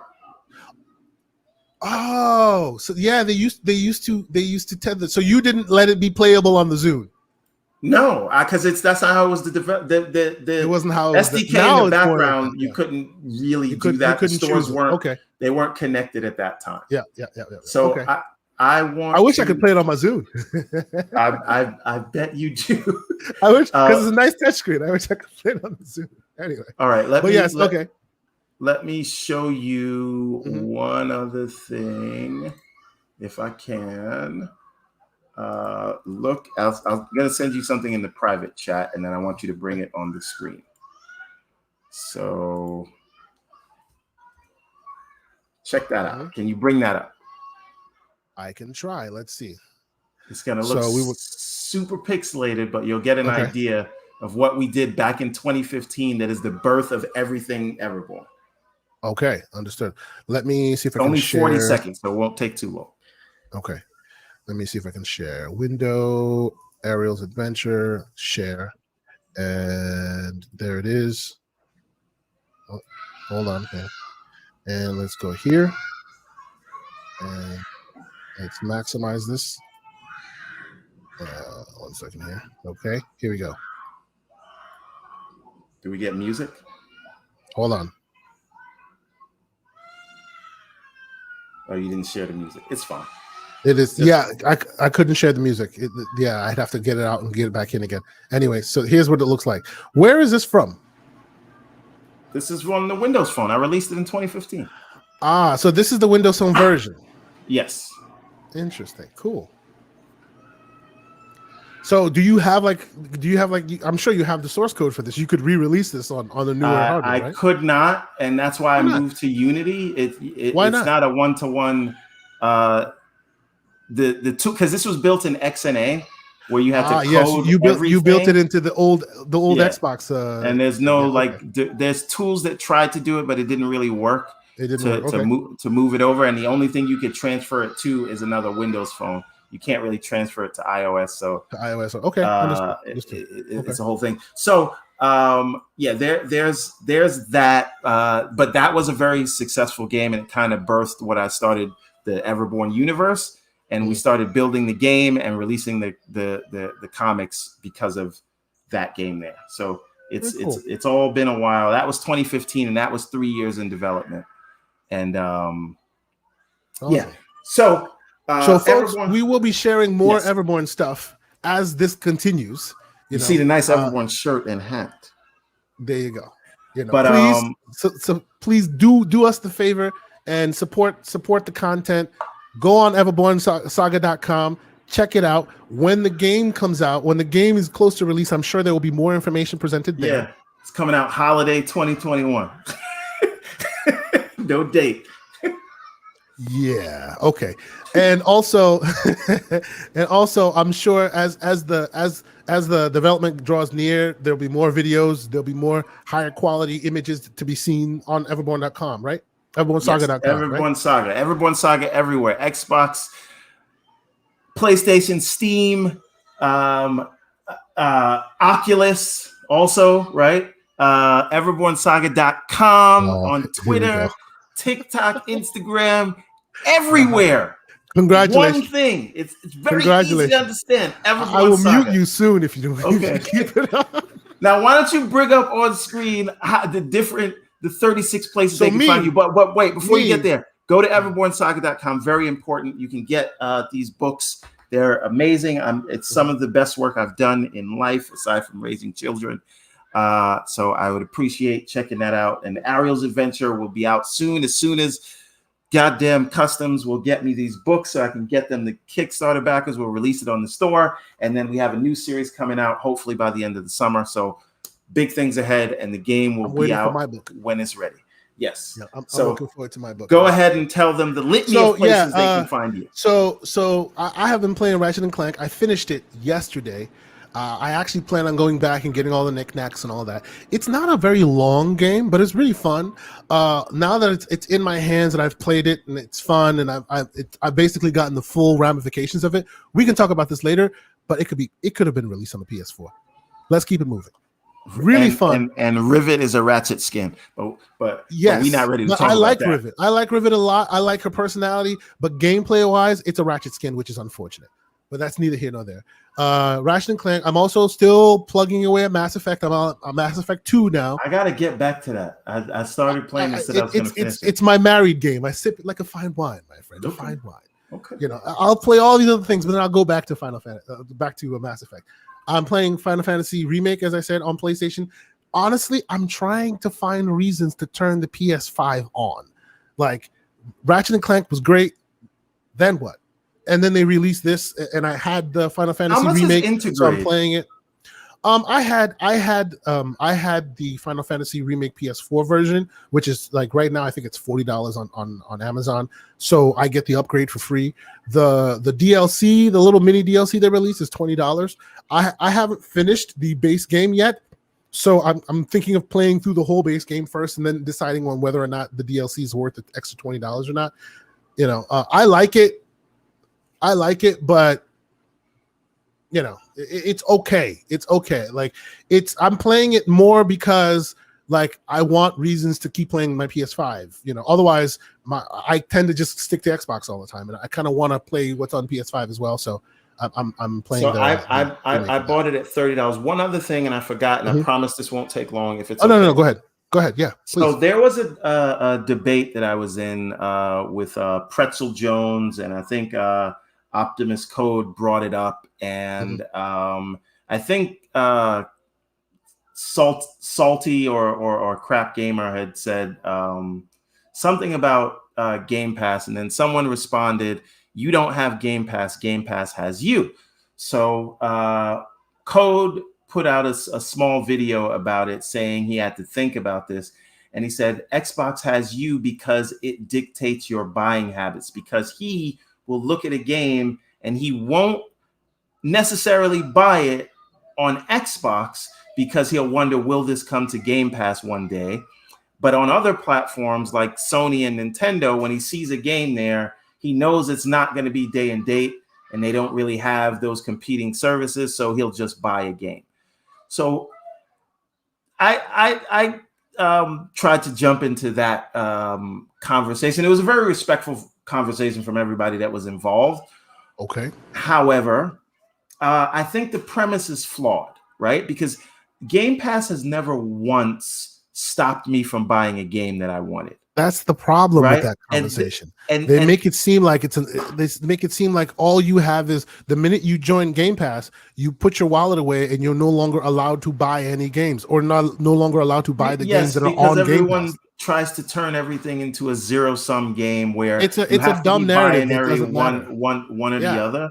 It's just an option. It's an option. Basic. Take it as a game fly before you own it. Your choice. You can either buy it full price. Netflix, you can either watch the movie, and if you really like it, you can go buy it. Like, I don't understand why this is a problem. But this is the thing, and then you know. And does it change your habits? Does it change your habits? Yes, it does change your habits. But that's not necessarily a detriment to you or the Xbox. It's not a detriment because their priority are elsewhere. Their priority is to get you into Game Pass. So as long as you're doing that, they're happy. And it's not a detriment to you either because you have choice. And you can decide, like, for instance, Battlefield. Here I am, me, right? I will not be playing Battlefield because I'm not a Battlefield guy. I'm not a multiplayer without a story guy. I just never have been, okay?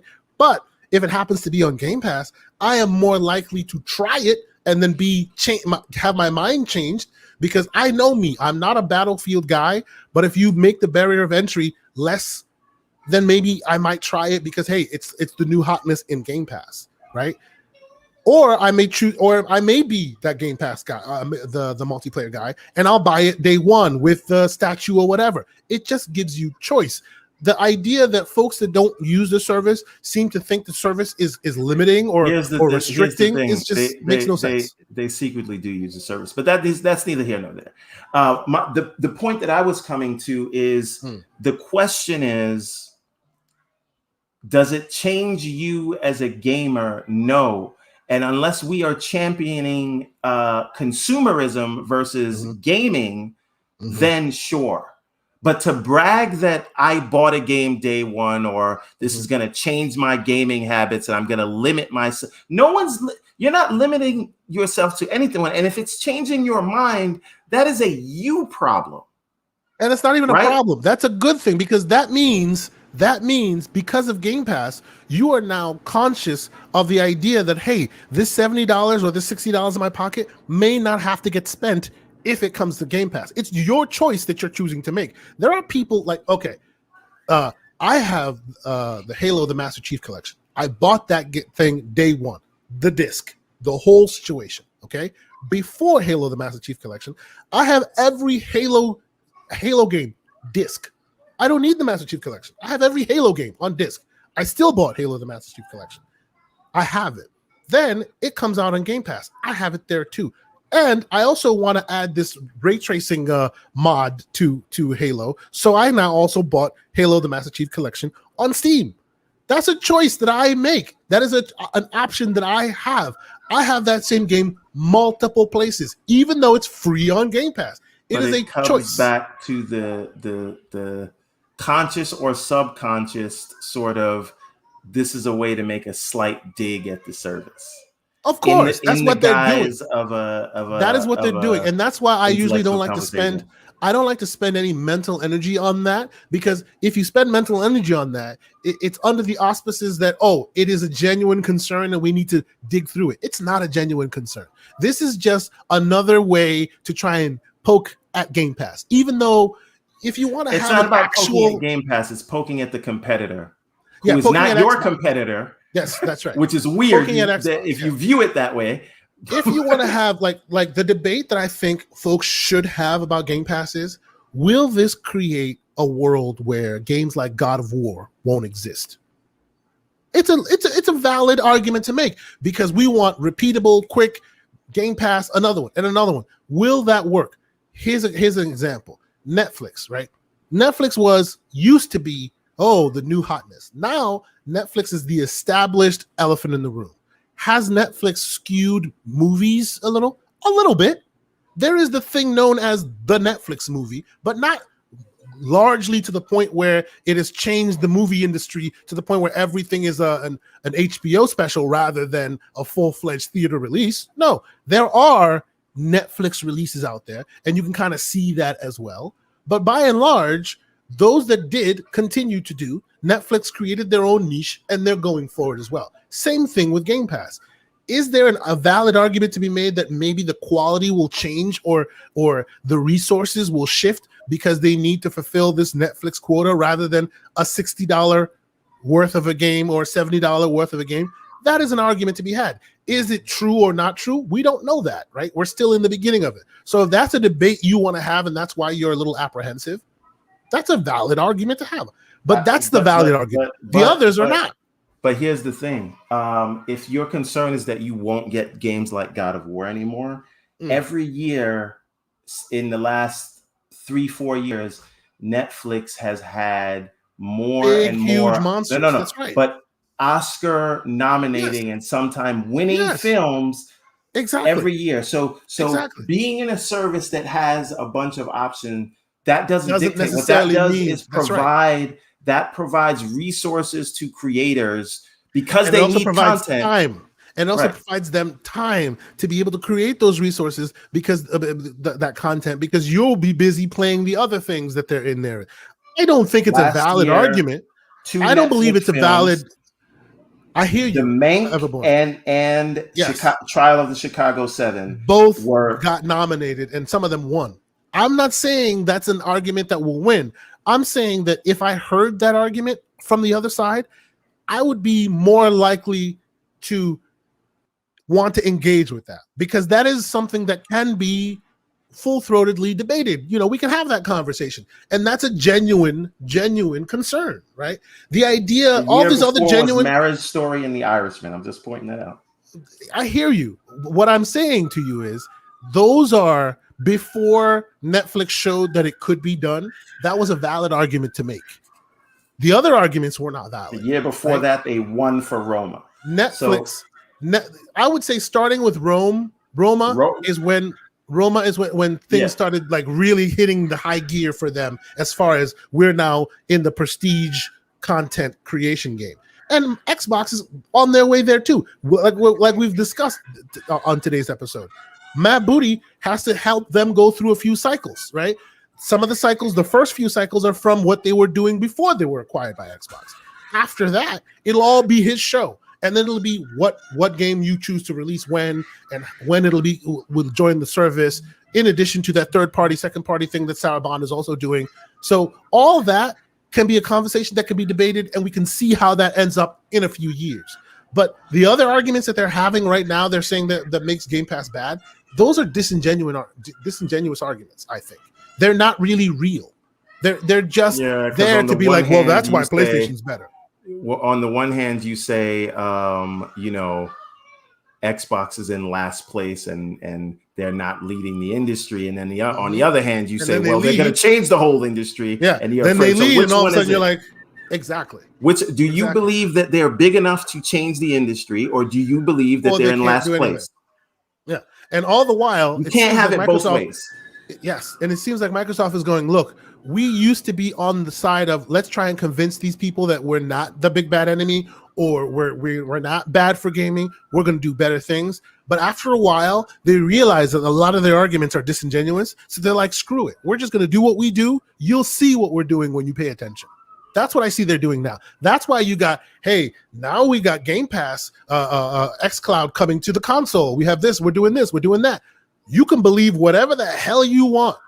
No one's taking your ability to purchase a game away from you. We're just giving you many more options to do so. If you still don't see that and want to have this blah, blah, blah argument that's really not like in good faith, go ahead and do that. That's a circle jerk. Enjoy. But we over here doing us, and we succeeded. That's what they're doing right now. So whenever those arguments, that's why you'll see online, you will not see me, because I like to debate, as you can attest. But you'll see that I will not debate on all those things, because I want to debate facts. I want to debate, hey, this is what's happening. What do we think about it? Will this happen? Will that happen? These are the facts. A lot of those arguments that folks have online, they change the facts to fit the narrative. And that's where you lose me. If we all agree what Game Pass is and what xCloud is going to do, we can talk all day about what we think about it. But if you one minute when we're having this conversation go, yeah, xCloud will only have like shitty. We'll call it TBS kind of fodder. You're not paying attention, or you're genuinely being disingenuous to try and make your plastic succeed. You've lost me. I'm gone. But that's what I'm saying. It is what we're seeing. It's not like the celebration of being a gamer. It's the celebration of consumerism. And I can buy this thing. Why should you? They're so gung ho about. I live in the world where forever physical. There's no need to buy a digital Game Pass because then you don't own your games. Okay, you don't own your games. Okay, you bought, let's say, Outriders. You had to buy it physical because forever physical. I hear you. But you also don't play old games. But anyway. Well, hold on here. In 10 years, when you put that game disc in the console, it will not work. In 10 years, it will not work because Outriders, like most games, are connected to servers. Even though it's a single-player game, there are many single-player games that are exactly like that. So when they decide to turn their servers off, that game you paid $60, $70 for, that you have the disc in your hand, it becomes a Frisbee, and that's all it's there for.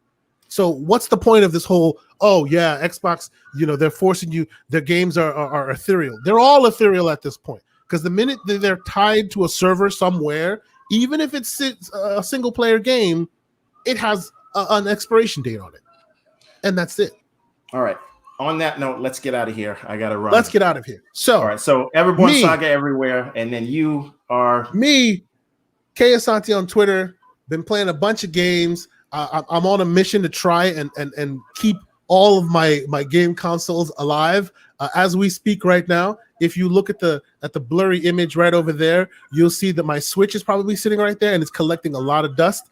And with the new announcements of game on the E3, I may be picking that up and playing it again very soon. My Switch, believe it or not, the Switch is what I have been playing the least out of all of my consoles. So hopefully that switches soon. But besides that, Dread and Breath of the Wild 2, baby. You will see us next week.